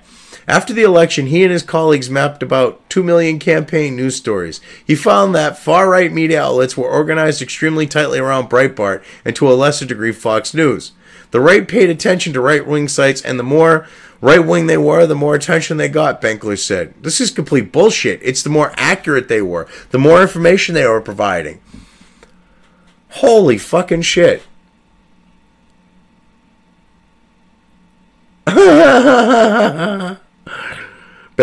More extreme sites would distort and exaggerate the claims, but would use relatively credible sources, such as Breitbart, as a validator. So you're saying that Breitbart is a relatively credible source. I'll have to put that in quotes. He did say this because they were repeated not only on the very far fringe sites, but also by sites that are the center of this cluster. The right-wing disinformation circulated and amplified very quickly.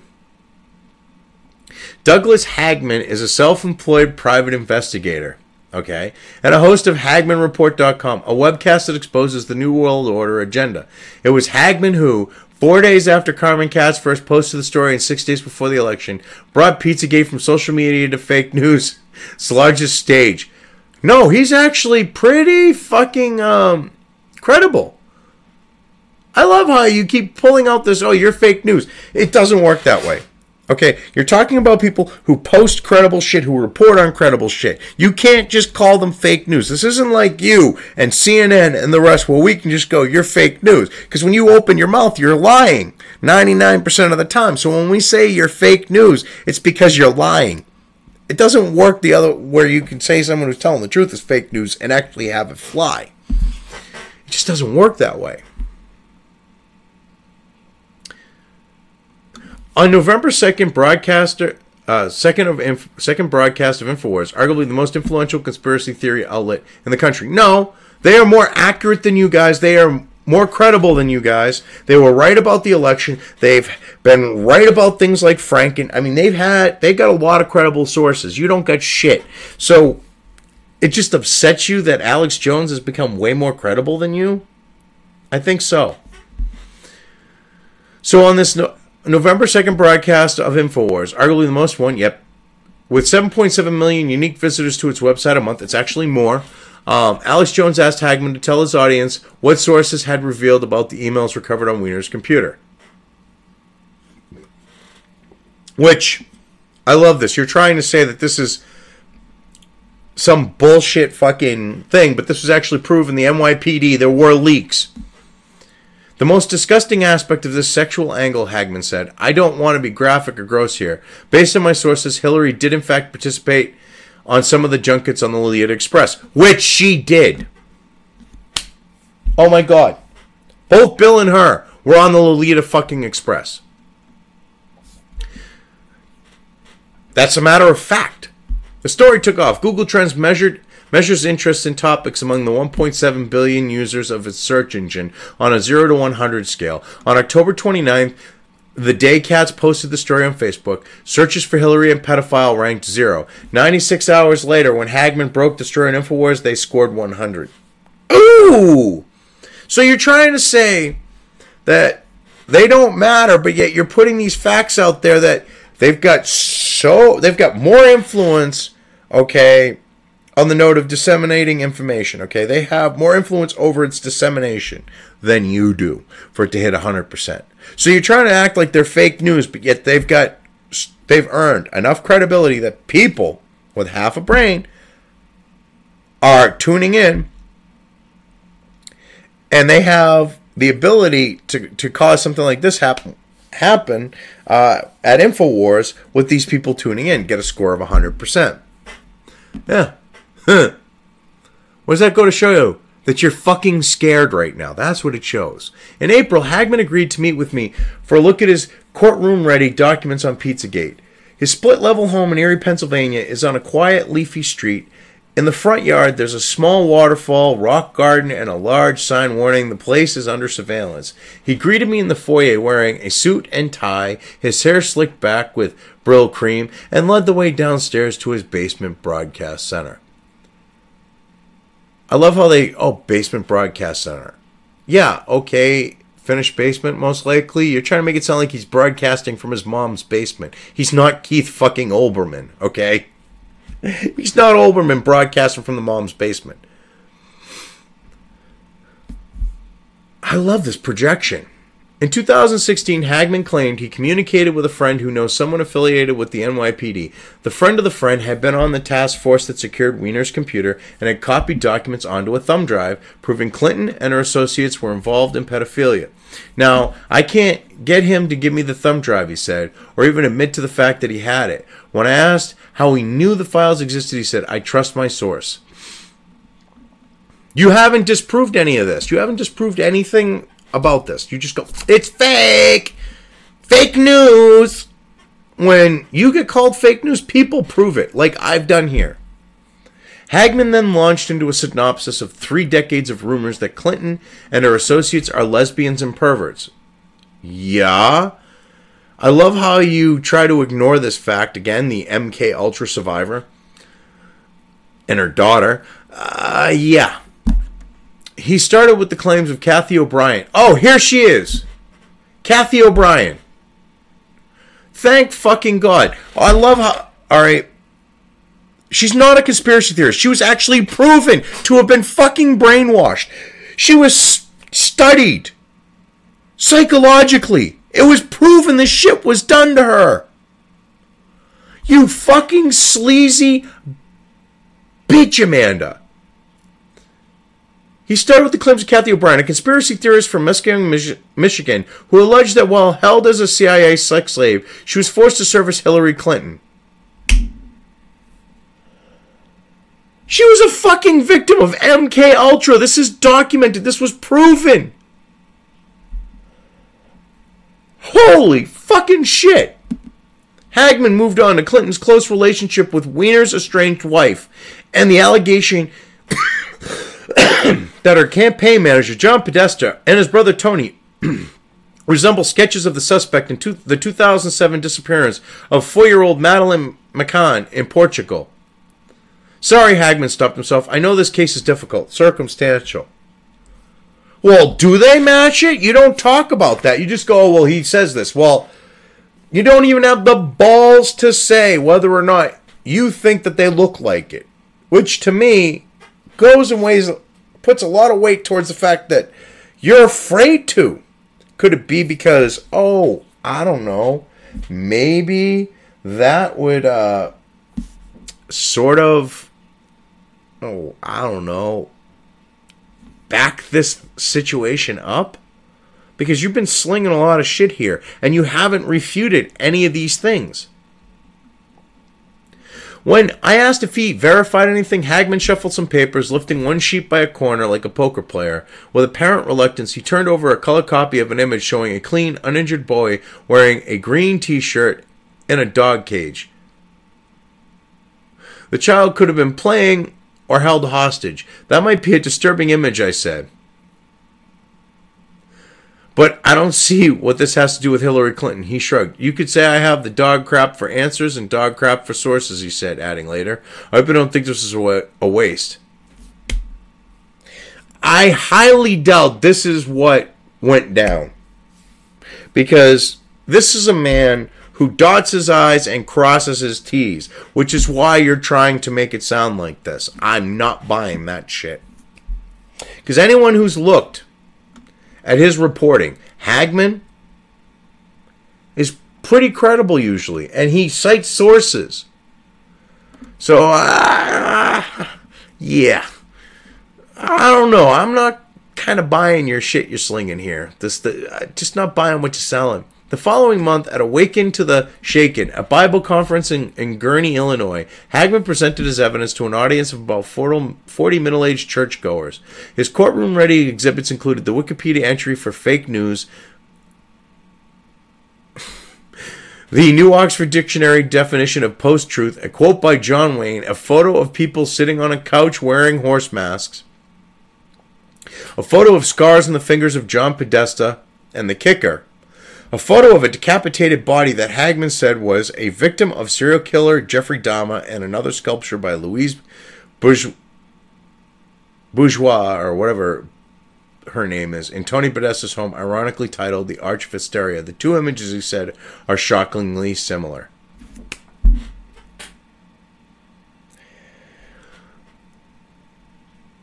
I'm sure there was more to it than that. Like, oh, I don't know, the fucking emails that were dumped by WikiLeaks from Podesta and fucking the DNC. Yes, every time you hear that, I am literally smacking my fucking forehead. I am palming my forehead with this shit. Because they're leaving that key fucking chunk of evidence, all the emails with the fucking, you know, kid diddler, child trafficking fucking code in it. Because if you fucking put that out there, oh, you'd look like shit right now, wouldn't you? And that's a lot of what, you know, I've heard some of Hagman's stuff on this, and he goes into a lot of the emails. So, nice try. You're full of fucking shit. You're a lying sacks of shit. And I know for a fact the emails from the DNC and Podesta were part of his proof on trying to say that they are involved in... He never said fucking Comet Pizza or anything like that. He said that they were involved in really sleazy, disgusting fucking things with kids. That's not Pizzagate. That's Pedogate. You're trying to conflate the two. At the same time, the 2 days after Hagman's appearance on InfoWars, Eric Prince, the brother of Trump's Secretary of Education, Betsy DeVos, confirmed that the terrible rumor was true in an interview on Breitbart. Prince is best known as the founder of the private military company Blackwater USA, whose mercenaries shot and killed 17 unarmed Iraqi civilians in Baghdad's Nisour Square in 2007. I love how you're trying to... You put all this unrelated information in, alright, and you're a propaganda fucking bullshit fucking piece here. Okay? You don't like Betsy DeVos. Okay, I get it. So you bring Betsy DeVos into this. No reason to bring her up in this. Okay? Even though it's... Well, excuse me. Her brother. Two separate people. But you got to drag down DeVos in this. And the fact that his company, did he personally, was he there like Rambo, you know, with like a fucking 50 cal or an M60 with the fucking, the belt of fucking armor,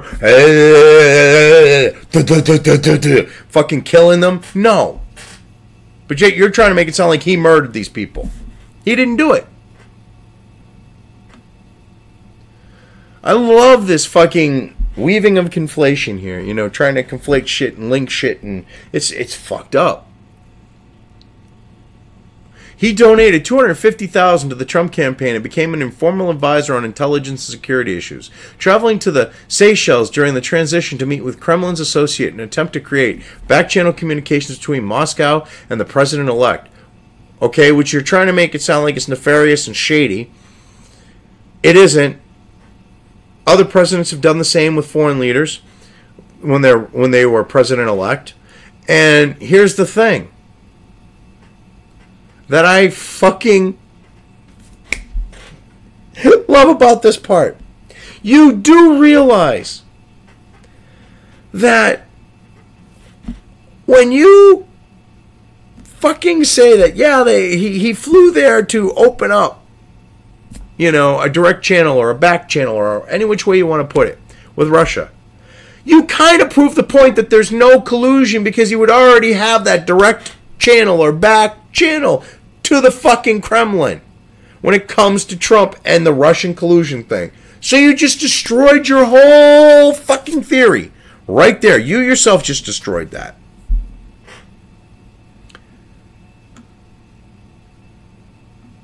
This is fucking hilarious. On Breitbart Radio, Prince painted a picture sure to stir the far right. Because of Wienergate and the sexting scandal, the NYPD started investigating, he said. They found a lot of other really damning criminal information, including money laundering, including the fact that Hillary went to this sex island with convicted pedophile Jeffrey Epstein. Bill Clinton went there more than 20 times. Hillary Clinton went there at least 6 times. Okay. And is any of this untrue? I'm waiting.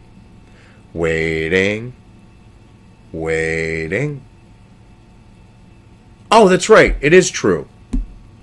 The right-wing media system went into overdrive. Prince's story was picked up and embellished by other right-wing outlets and made its way back to InfoWars that afternoon. Now, before this, for years, oh my God. Well before this, Alex and David Knight and Owen Schroyer, I think I'm saying his name right, Rob Dew, Leanne McAdoo, all of them have talked about the Lolita Express long before this point that you're claiming they started talking about it. And they talked about Bill Clinton's rides on the Lolita Express and Hillary's. So, it's clear you didn't do any fucking research and you're just trying to push some bullshit fucking lies. Bullshit and lies. That's all you're trying to push here.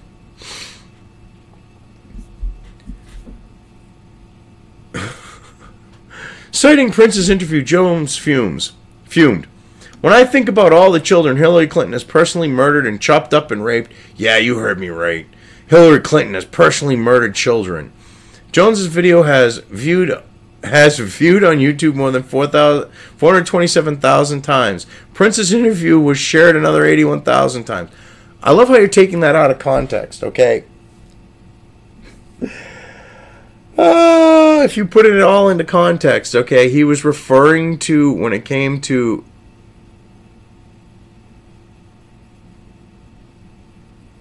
he was, oh my God. That is completely taking out of context. This is like his fucking persona that he was doing. And Hillary has personally murdered. I mean, everyone knows about the list of bodies that follows the Clintons.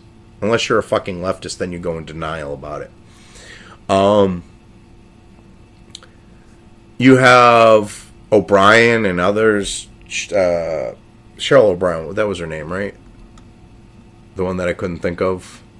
Where is she? Yes. Kathy O'Brien, I mean. You have Kathy O'Brien, her daughter, with the whole child fucking shit. Okay? You're not going after those, but, and trying to say, oh, well, they're lies, because you can't.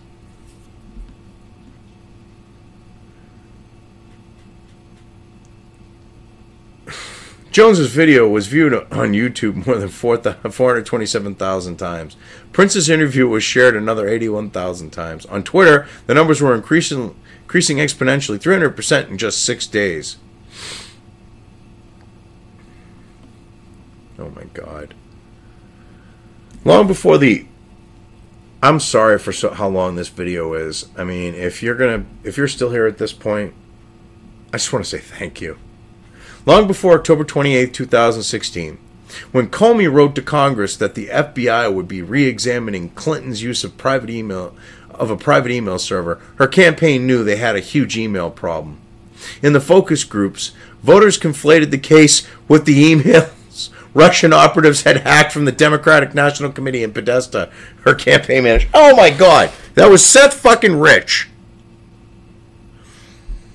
Holy shit. No, they did not conflate it. You are... Wow, you are really playing people as fucking stupid. Okay? No, it was the fact that she deleted 30,000 fucking emails. Okay, it wasn't the fact that Podesta's and the DNC emails, which some of Hillary's emails were a part of, that she deleted. It had nothing to do with the quote-unquote Russian hacking of them, which was proven by forensics that it was done on site, because you don't get the speed that was used they were downloaded at. You don't get that type of speed off-site. It's an impossibility. This was done by forensics people. It had to have been done by someone on the inside. That someone, the only person who it could be, is Seth Rich, the one who got the famous Clinton double tap robbery, but no shit was stolen. Oh my God! People didn't mix the two up. You are so disingenuous. It's not even funny. Though the U.S. intelligence agencies now agree that a Kremlin-associated group, Fancy Bear, hacked the emails. No, they don't, because they've been proven that there was no hacking on this. It was proven. I love how you try to make it sound like the U.S. No. Okay, the intelligence agencies that the deep state run,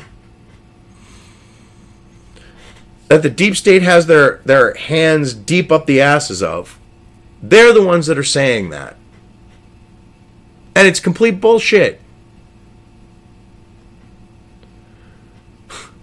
Hacked the emails, which WikiLeaks began posting less than an hour after the Washington Post published Trump's "Grab Them by the Pussy" video, a senior Clinton campaign staffer tells me. There was just more voyeuristic interest in the content of the emails than how they were obtained. No!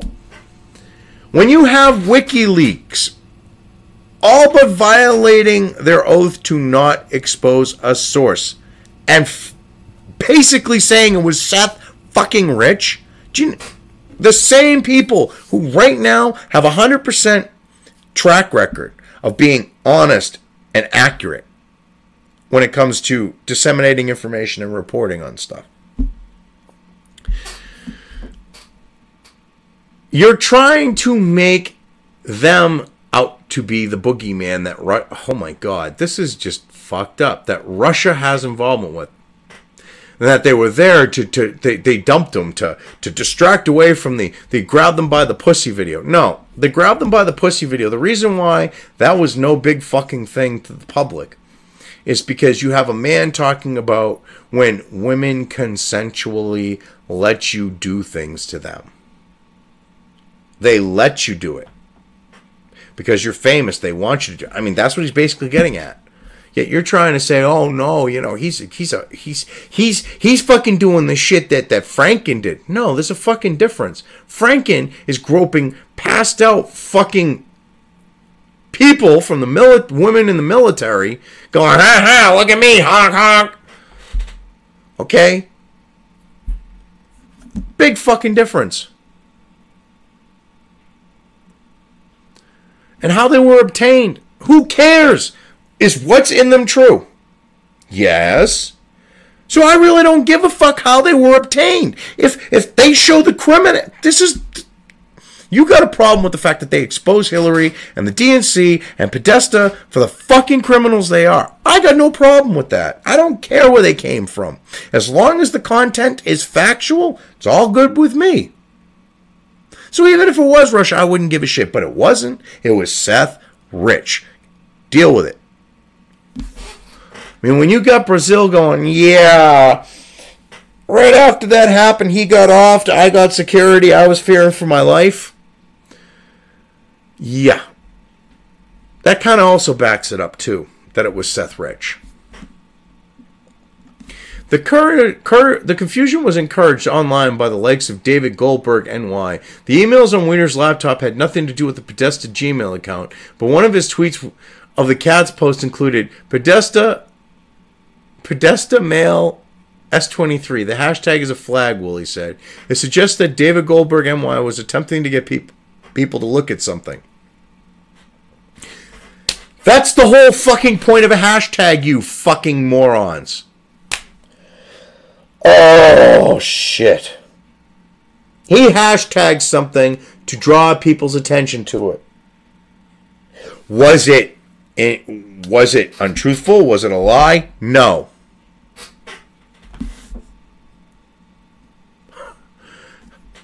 Oh my God. The hashtag is it suggests that,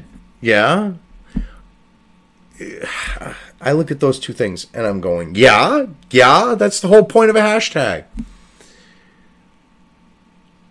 On message boards, amateur sleuths searched for encoded evidence in the Podesta emails. A particular source of fascination was an invitation from the performance artist Marina Abramovic for Podesta to attend a spirit cooking dinner. Allegations started circulating that Clinton consumed semen, breast milk, and menstrual blood. Spirit cooking is an actual fucking thing, okay? It is a cult-like thing.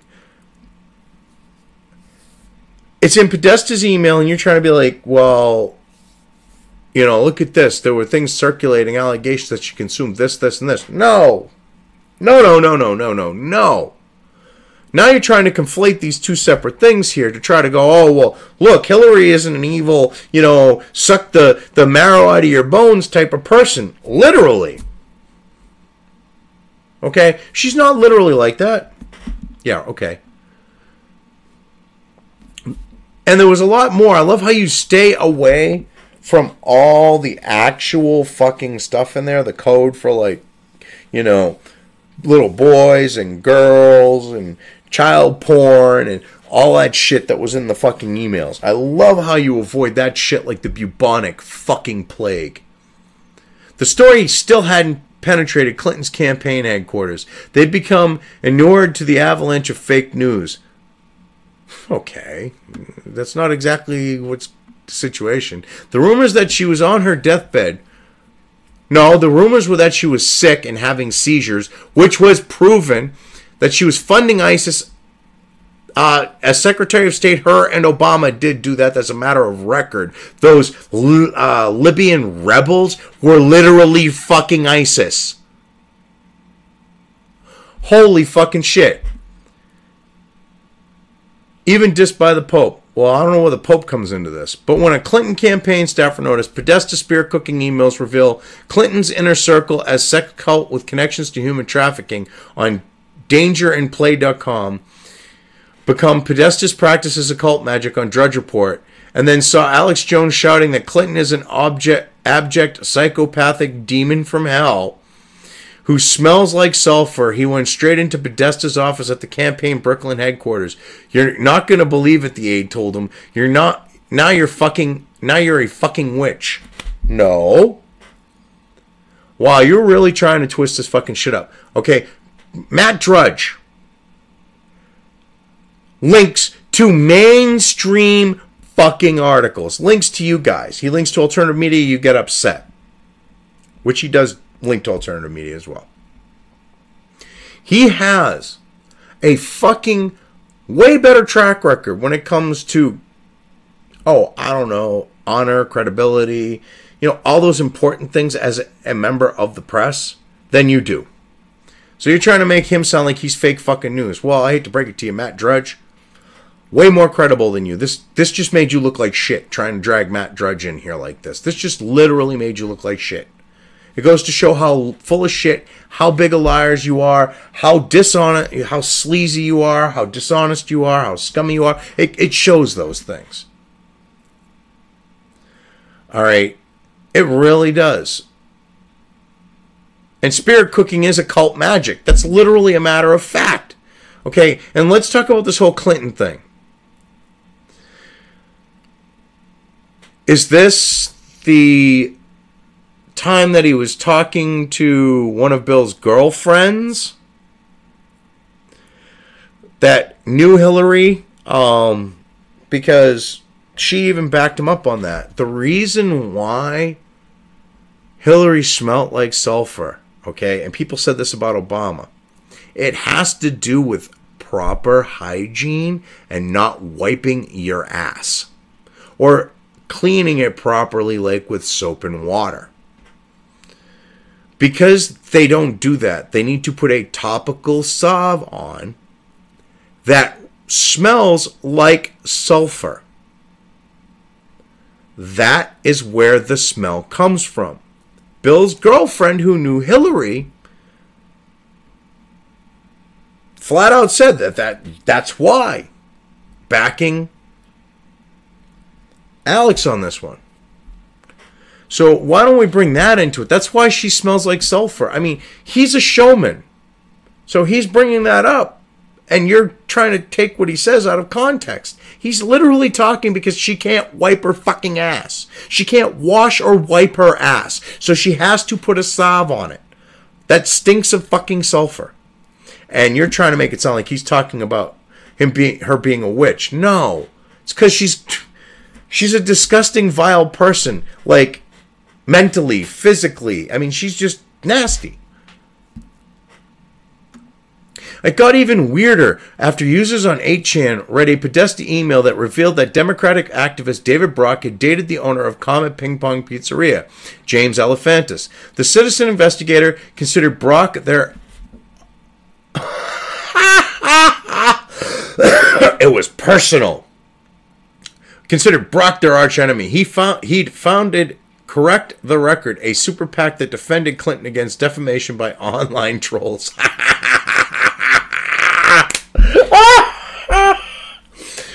Oh, yeah, okay, sure. Suddenly, they saw a sinister meaning in any mention of pizza. For instance, the first letters of the word cheese pizza are the same as in child porn. Actually, it was experts in law enforcement and the private citizens who try to deal with child porn and child trafficking. They were the ones who brought that up. Because that's long-standing code in the kid diddler community. But see, you don't expect your average dumbed-down Rolling Stone reader to know that. So, yeah. Until November 2016, the Pizzagate hashtag was mostly referred to Trump's use of a fork and knife to eat pizza. But on November 4th, 2 days after Hagman's appearance on InfoWars, Cassandra Fairbanks, then a reporter for Sputnik News, which U.S. intelligence says spreads Kremlin-directed disinformation. Oh, my God. Oh, yeah, Kremlin News. Oh, fucking A. Why don't you just flat out call her a fucking Russian agent? I mean, you've already doxed someone. You might as well fucking commit more, and lied about people. You might as well commit more libel and just flat out call her a Russian agent. You just basically just about said that. Tweeted, I've literally spent the last hour wondering if Podesta ingested sperm mixed with breast milk with his brother. In response, another user, Godless NZ, appears to have launched the hashtag. Tweets assembling under John Molesta and maybe Pizzagate. Oh, God. The Russians did it. You have an American who just happens to work for a Russian media outlet. And you're trying to make that out to be that they're fucking a Russian agent. This is disgusting. This is fucking sleazy, disgusting shit. That day, Alefantis got a phone call from a reporter at the Washington City paper seeking a comment about a rumor going viral on Reddit. What's Reddit? Alefantis asked. It was just beginning, even as the election came and went. Several Twitter accounts tweeted exclusively about Pizzagate to a number of alt-right influencers. Oh God, anyone right of Marx? Wait a minute, nope. Oh yeah. Okay. Among them, InfoWars. InfoWars is not... Alex don't like the alt-right. The alt-right don't like Alex. Ooh, there goes my mod. So, yeah, nice try. Brittany Pettibone, same thing. She don't like the alt-right. They don't like her. Why? Because the alt-right are fucking left. They're not fucking They don't believe in the shit of the right. They are basically the antithesis of fucking Antifa little commie fucks. They're just the opposite. Okay? They're still far left, and they just believe in identity fucking politics when it comes to fucking race, and want to put whites first instead of the fucking left, who think whites are fucking scum, okay, and want to put every other race first and wipe out the whites. That's all it is. Okay? Communists create the fucking Nazis. They are literally the antithesis of each other, and they are both from the fucking side of the left. So to call them alt-right is to try to fucking put them on our side when they're yours. Why? Because they're fucking socialist. Every one of the motherfuckers. And socialism is a leftist fucking ideology.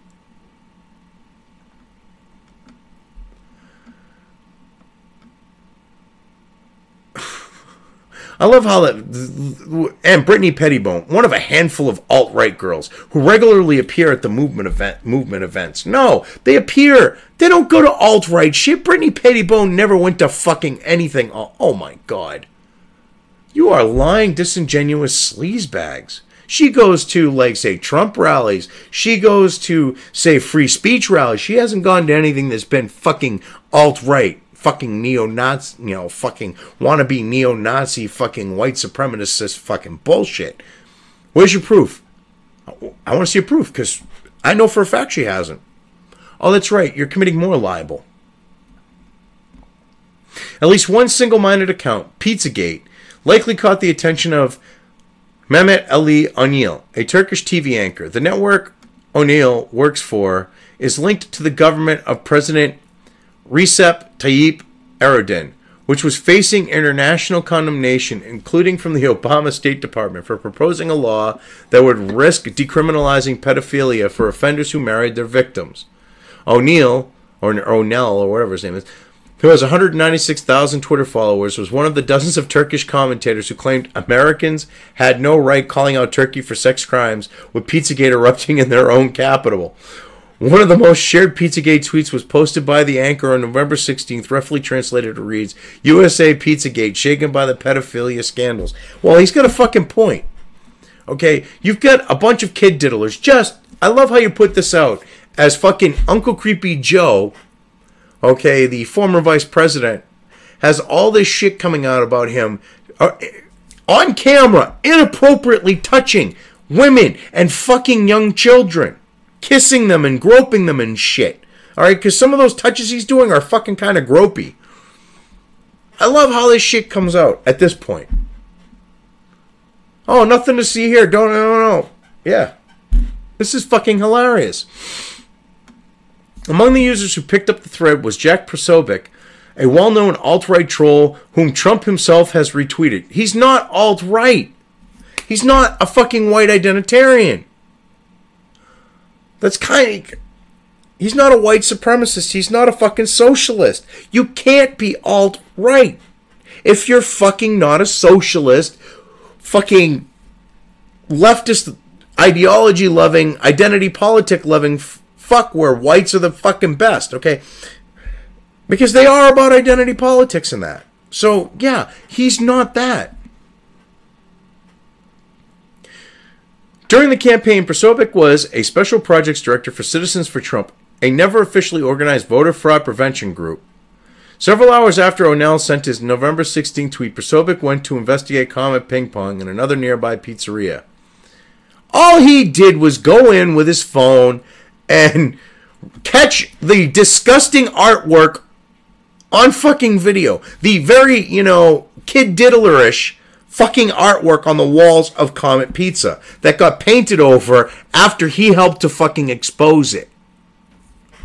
Why would they, if it was so innocent, why would they paint the fucking walls after he showed up and got video footage of it?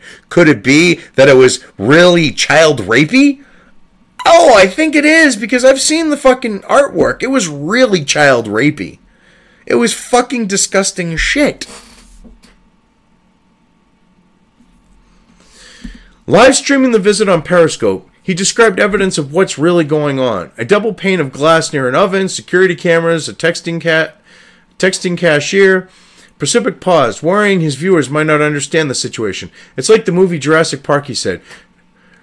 Nerdy had the shaving cream bottle, and you could press the top a little bit. Top, and a little bit of shaving cream came out. The bottom part is where they had the dinosaur embryos. I love how you leave out the fact that, as I pointed out, he sort of caught all the really child rapey fucking art on the walls and got it out there along with other people, which is why they repainted the walls, because we don't want to have, you know, our locals, you know, they're coming in, they got no problems with our child rapey shit, but the rest of the country might have a problem with our child rapey art. That's why they painted over it. The Twitter sphere went wild. The previous day, our sample indicates that there were roughly 6,000 tweets about Pizzagate. Now it was closer to 55,000. Elephantis tried and failed to get Facebook and Twitter to remove the posts. Both companies declined to comment for this story. Well, yeah, because they don't want to get involved. Because they know things like that you're leaving out, like the fact of the really child rapey fucking art painted on the walls. The fucking tranny talking about fucking pedophilia while they're on a live show. All these really fucking creepy things like that. That lend the fact that might have been a place where sick fucking pedophiles were grooming their child victims. I mean, what's a better place to groom your child victim than a fucking Chuck E. Cheese-like environment? Okay, except it's Chuck E. Cheese for pedophiles and their victims.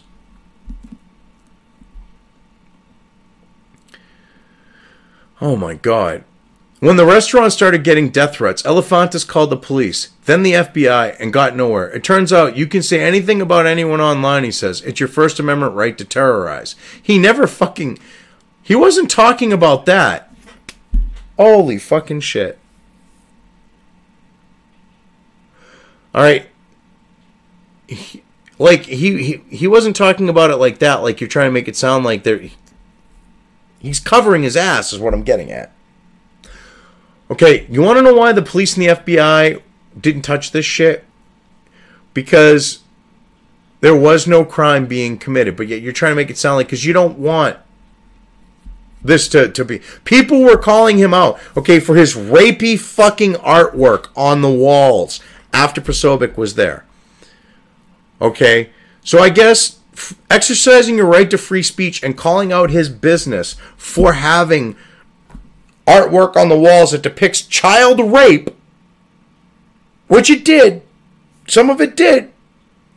Okay, for you exercising your First Amendment right to talk about that, to express your disgust about that, is, according to this fucking waste of space Elephantis, it's your First Amendment right to terrorize. No, they were talking about you being a sick fuck. That's not terrorizing you, you triggered little bitch. If you don't want them to talk about it, then you shouldn't have depictions of child, that you're calling art. Okay, depictions of child rape that you're calling art, painted on the walls of the inside of your business. Don't work like that. Elephantis thought he'd finally score a victory when the New York Times published an article debunking Pizzagate. He learned that the Clinton campaign found out too late. As Harvard Benkler puts it, the right-wing media ecosystem had become so hyper-partisan, so self-referential, and so super insular, it often simply ignored information that disconforming. It wasn't the right-wing media. The only right-wing media you really got in this fucking country is Fox. And they didn't touch it with a 10-foot pole. You mean the alternative media? The alternative media that's got way more fucking credibility than you? The alternative media that exposes you and proves you to be liars on a daily fucking basis? Because that's who that's who it clearly looks like you are talking about. Calling them right-wing media. Instead, right-wing social media referenced mainstream coverage as a way to legitimate their claims. You mean legitimize their claims? Which it actually kind of did. On November 21st, the day the Times published the story, our sample shows Twitter traffic about Pizzagate hit unprecedented levels, some 120,000 tweets. Trolls on message boards began posting whole dossiers of private information about Comet Ping Pong's employees and top Democrats, down to the movies that Podesta ordered on Netflix. Yeah, because that was from his fucking email. Don't use your fucking... Yeah, they used his email to look at his history.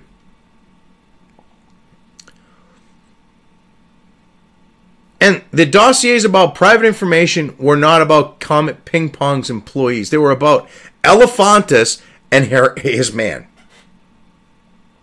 They weren't about the general employees. You're trying to make it sound like that they were, like, you know, collecting information on all of them. No, they were exposing Elefantis with his fucking kiddie porn fucking art collection. Okay, that depicts child rape and shit like that. Okay?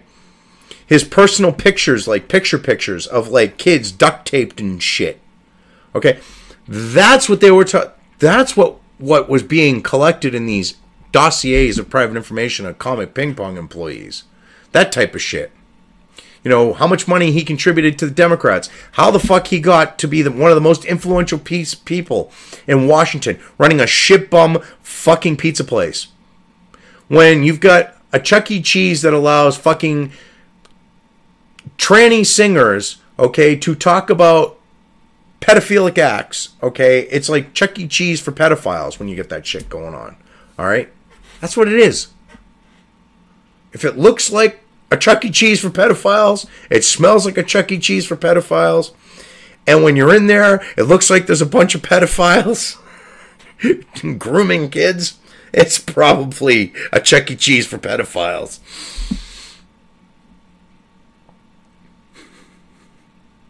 On November 22nd, when Reddit banned a Pizzagate subreddit for posting obviously stolen private information, a moderator responded, "We have all made life insurance videos. We have all vowed to continue this fight. You have only increased our number. This morning we were numerous. Tonight we are a legion." About 145,000 tweets flew that day.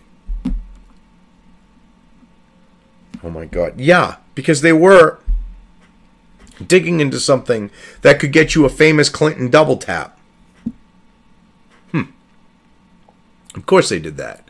The next day, InfoWars posted a video called Pizzagate is Real. On November 27th, Jones spent a half hour explaining the story, something being covered up.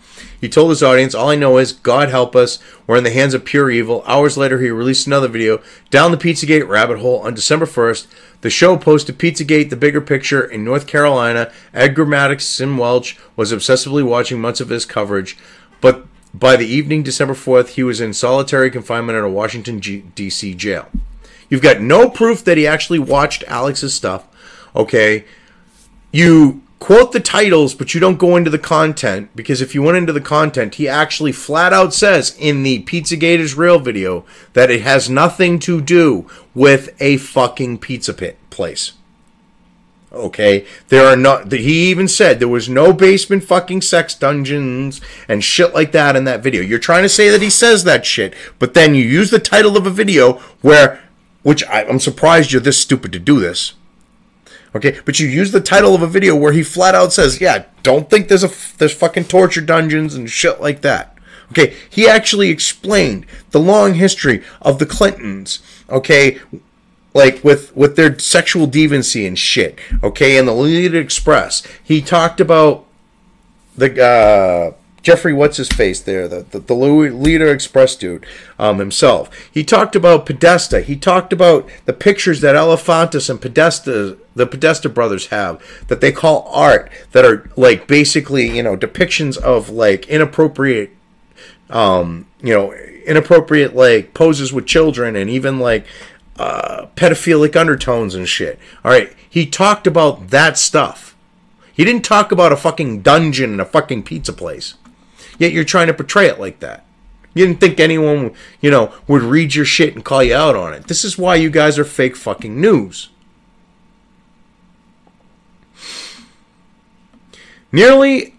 Wow, this fucking thing keeps growing and growing and growing.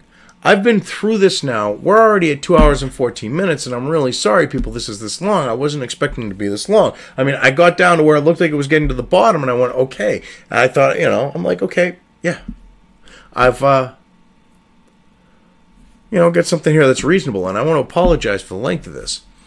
Nearly a year after the election, in 3 separate hearings with members of Congress, executives from Twitter, Facebook, and Google took turns expressing contrition for hosting Russia's attempt to manipulate U.S. public opinion. Oh, God. Now you're going to try to link this back to Russia like this when there's no relation.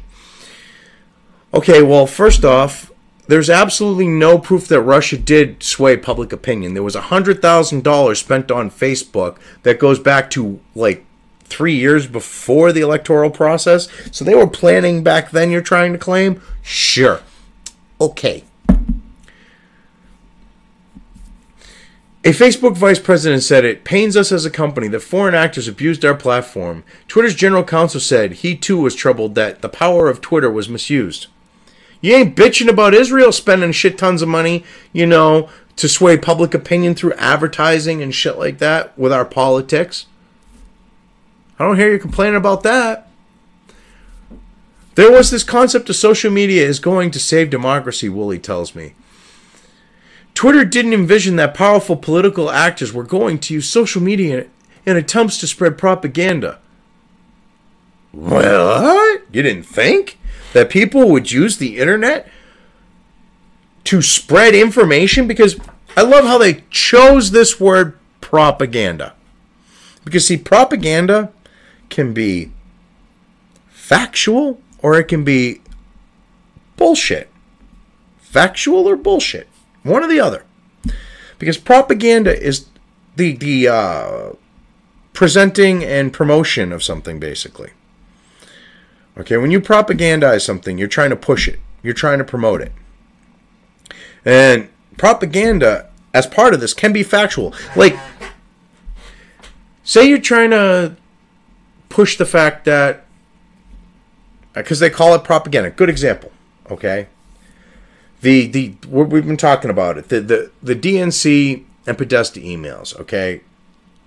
They keep calling what is people are stating from that as propaganda. They keep saying, oh, it's propaganda against Hillary and John Podesta. And okay, well, is it untrue? And no one will answer it. Because why? It is factual. Again, propaganda can be fact. And no, it isn't usually the case where it is, but it can be. So they're trying to use this term propaganda here because people, when they associate propaganda with something, they look at it as it's lies. It's bullshit. Again, because most of the time propaganda is lies and bullshit. So they're trying to use this play on words here for that. And it's actually kind of funny. Among the many strange aspects of Pizzagate was the fact that the story went viral after the election. Actually, yeah, how is that? Actually, I don't... Actually, how is that fucking strange? It could be the fact that it came out when people... Because the emails dropped, like, shortly before the election. People had to go through them. There were how many emails from the DNC and Podesta? So it took a while to go through. I mean, you have experts in dealing with child molestation and trafficking, having to look through them and look at all the code. I love how you leave that out, that you had a bunch of experts in these fields. Okay, well, in the field, it is fields, because, the child pornography would be like law enforcement. Child sex trafficking and trafficking is a different aspect. So, I mean, you had different disciplines. You had experts from different disciplines along this whole kiddie thing. Okay? Having to go through these and find the code. Like, that you're going, oh, yeah, CP, kiddie, CP, oh yeah, they're using CP and cheese pizza for child porn. Well, yeah, because they thought at one time that would actually fly as code and people would know, and it actually did. And they're still using it. They just got caught. In the case, like, people still use it, they just get caught with, like, Podesta and them. All of the Russia-linked tweets were found... Okay, you have no proof, again, that they were Russia-linked, but we'll go with what you're saying. All of the Russia-linked tweets were found. Tweets we found were sent after November 8th. Again, proof, please. You're claiming Russia, but you got no proof. You're claiming Russians, you got no proof. You're going, you should just believe me. I say it's Russia, and it is Russia, and you're going to have to just take my word for it. Bot networks appear to be tweeting out the hashtag to this day. No. They aren't. Those are real people, and they're tweeting more along the lines of pedogate, because pedogate is more accurate. So you're leaving that out.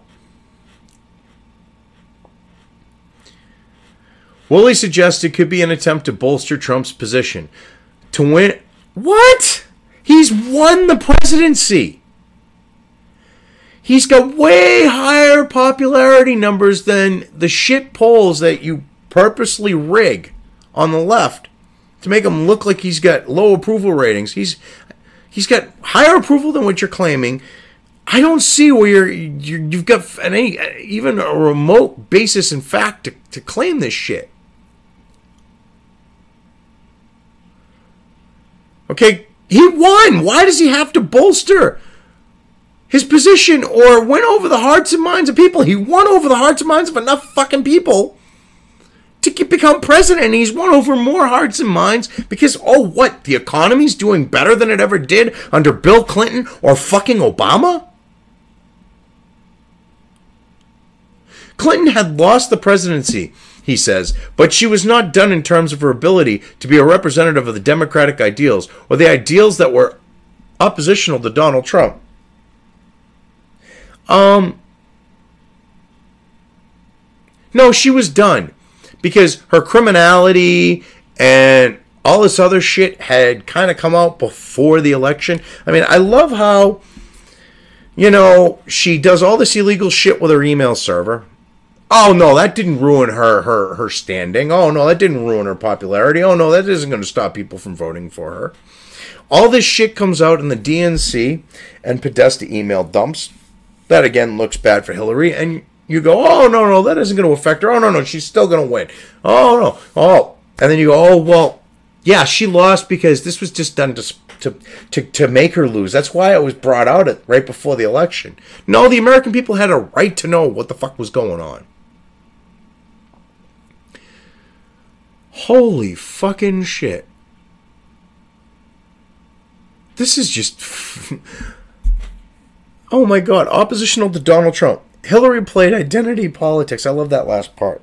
Because Hillary played, as I just said, identity politics, okay? Trump was about the individual. Trump was about making the middle class better. Hillary was catering towards illegals and minorities that she will go saying, look, we'll give you free shit. We'll give you free shit. Just vote Democrat. That was what she was opposition. That's how she was oppositional to Donald Trump. Watts, I'm sorry, the cybersecurity expert, that's what I laughed at, doesn't know if Russia and the Trump campaign colluded on Pizzagate or anything else. Because there's that, I love this. You just basically made the fucking case claiming that there was this Russian collusion between Trump and all this other shit, and then at the very end, knowing full well not a lot of people are going to go down to the very end. Okay, what do? You now say at the end, oh, well, our expert isn't sure that what we've claimed is actually true or feasible. Holy shit.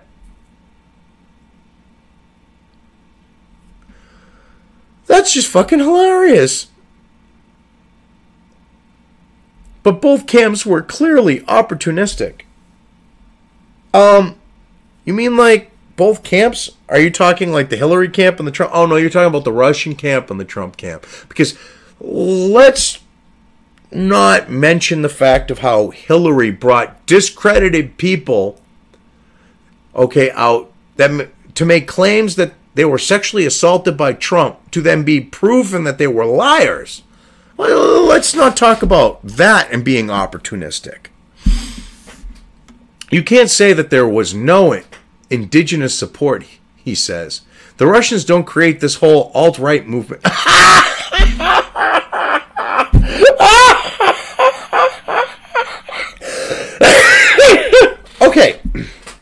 I'm sorry to break it to you, but the left created the alt-right. Whether it's the fact of the commies created the fucking the fascists, okay, we'll say. All right, because that's how historically this has happened. Okay, whether it was that or the fact that the poster child for the alt-right and the head of the National Workers' Party or Socialist Party or whatever the fuck it is. The two of the big people in the organization of the quote-unquote Unite the Right in Charlottesville. Far left fucking Democrats. Okay, one of them. Okay, the poster boy there. God, I wish I could think of his fucking name right now.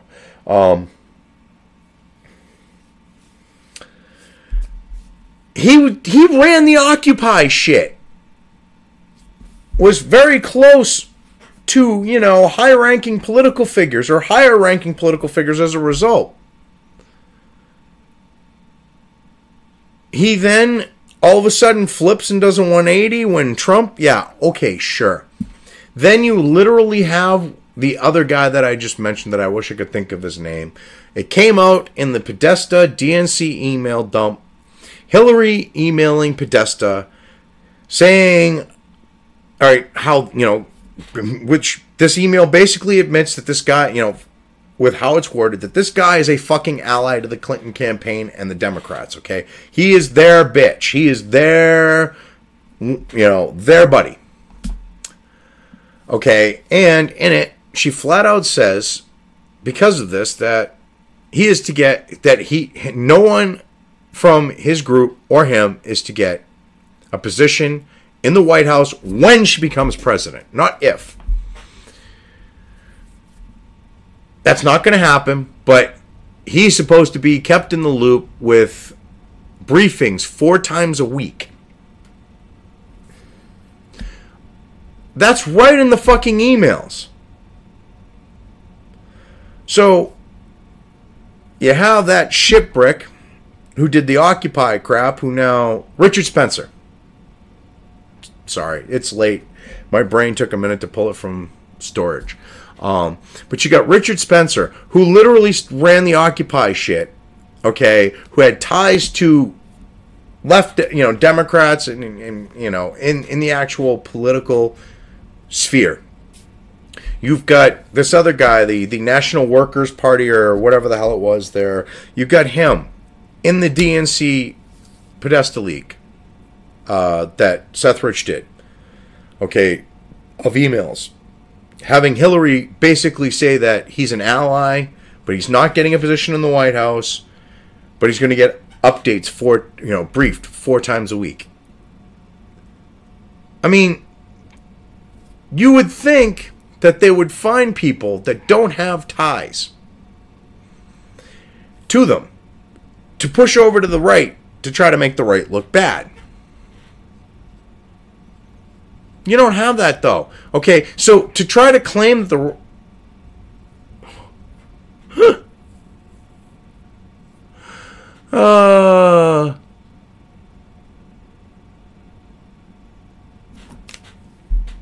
to try to make it sound like this is... The Russians, okay, are harnessing this situation and that it's from the right is fucked up. No. It's created by the left... And it's been fueled by the left to try to discredit the right. Nice try, though. Because you're saying, oh, well, they just harness it. They don't create it. Of course, so did Trump. No, he didn't. He disavowed. He was, okay, make America great again. Okay, secure borders. Shit like that. That's not... That is not... harnessing the alt-right. If they happen to align with those things, that's different. Because most of America did. Over half, Trump won the election after all.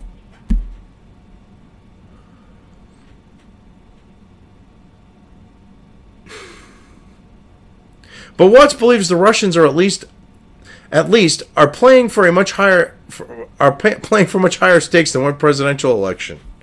oh God, here's where they're now going to say, look, they're playing the long game so that they can imply that, you know, the Steele dossier and Miss Universe and all that was a long fucking con on the American people, and that they had planned on putting Trump in office back then. I mean, that's what they're going to try to imply here. With that, I mean, it just makes sense. The goal is to create division between communities, he says. No, that's the goal of the left, not Russia. Because they use identity politics to play, because all they did was revamp Marx and use identity politics for the whole thing, instead of the haves and the have-nots. That's what they did. The have and the have-nots just happen to go along racial lines, because, oh, whites, they have, blacks, they have not. That's left Democrat identity politics. Oh, whites, they have, Mexicans, they have not. I mean, that's how they played it. That's how they still play it. That's how they've been playing it for years now.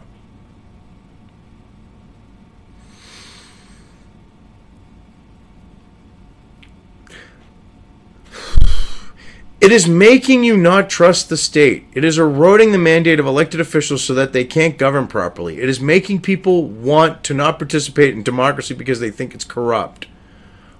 It is getting you to either believe that it is all stacked against you, or you just opt out altogether because you don't know what to believe. When you don't know what to believe, you'll believe anything. Oh my God.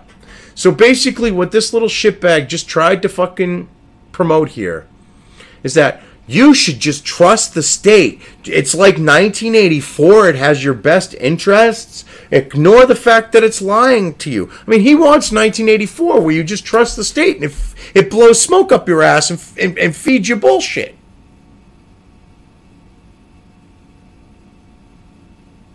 Because heaven forbid you don't trust the state. Because you know who didn't trust the state? The founding fathers of this country. They set up this government and the nation the way that they did, and they told you not to trust your fucking government. They said it in their letters and their papers and their documents because they knew that government could become corrupt.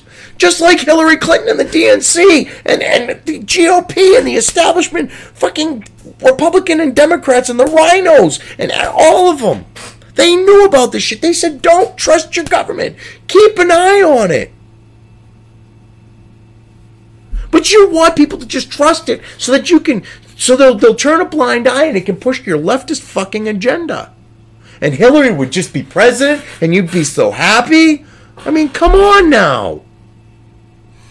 Now, I've gone into this over 2.5 hours.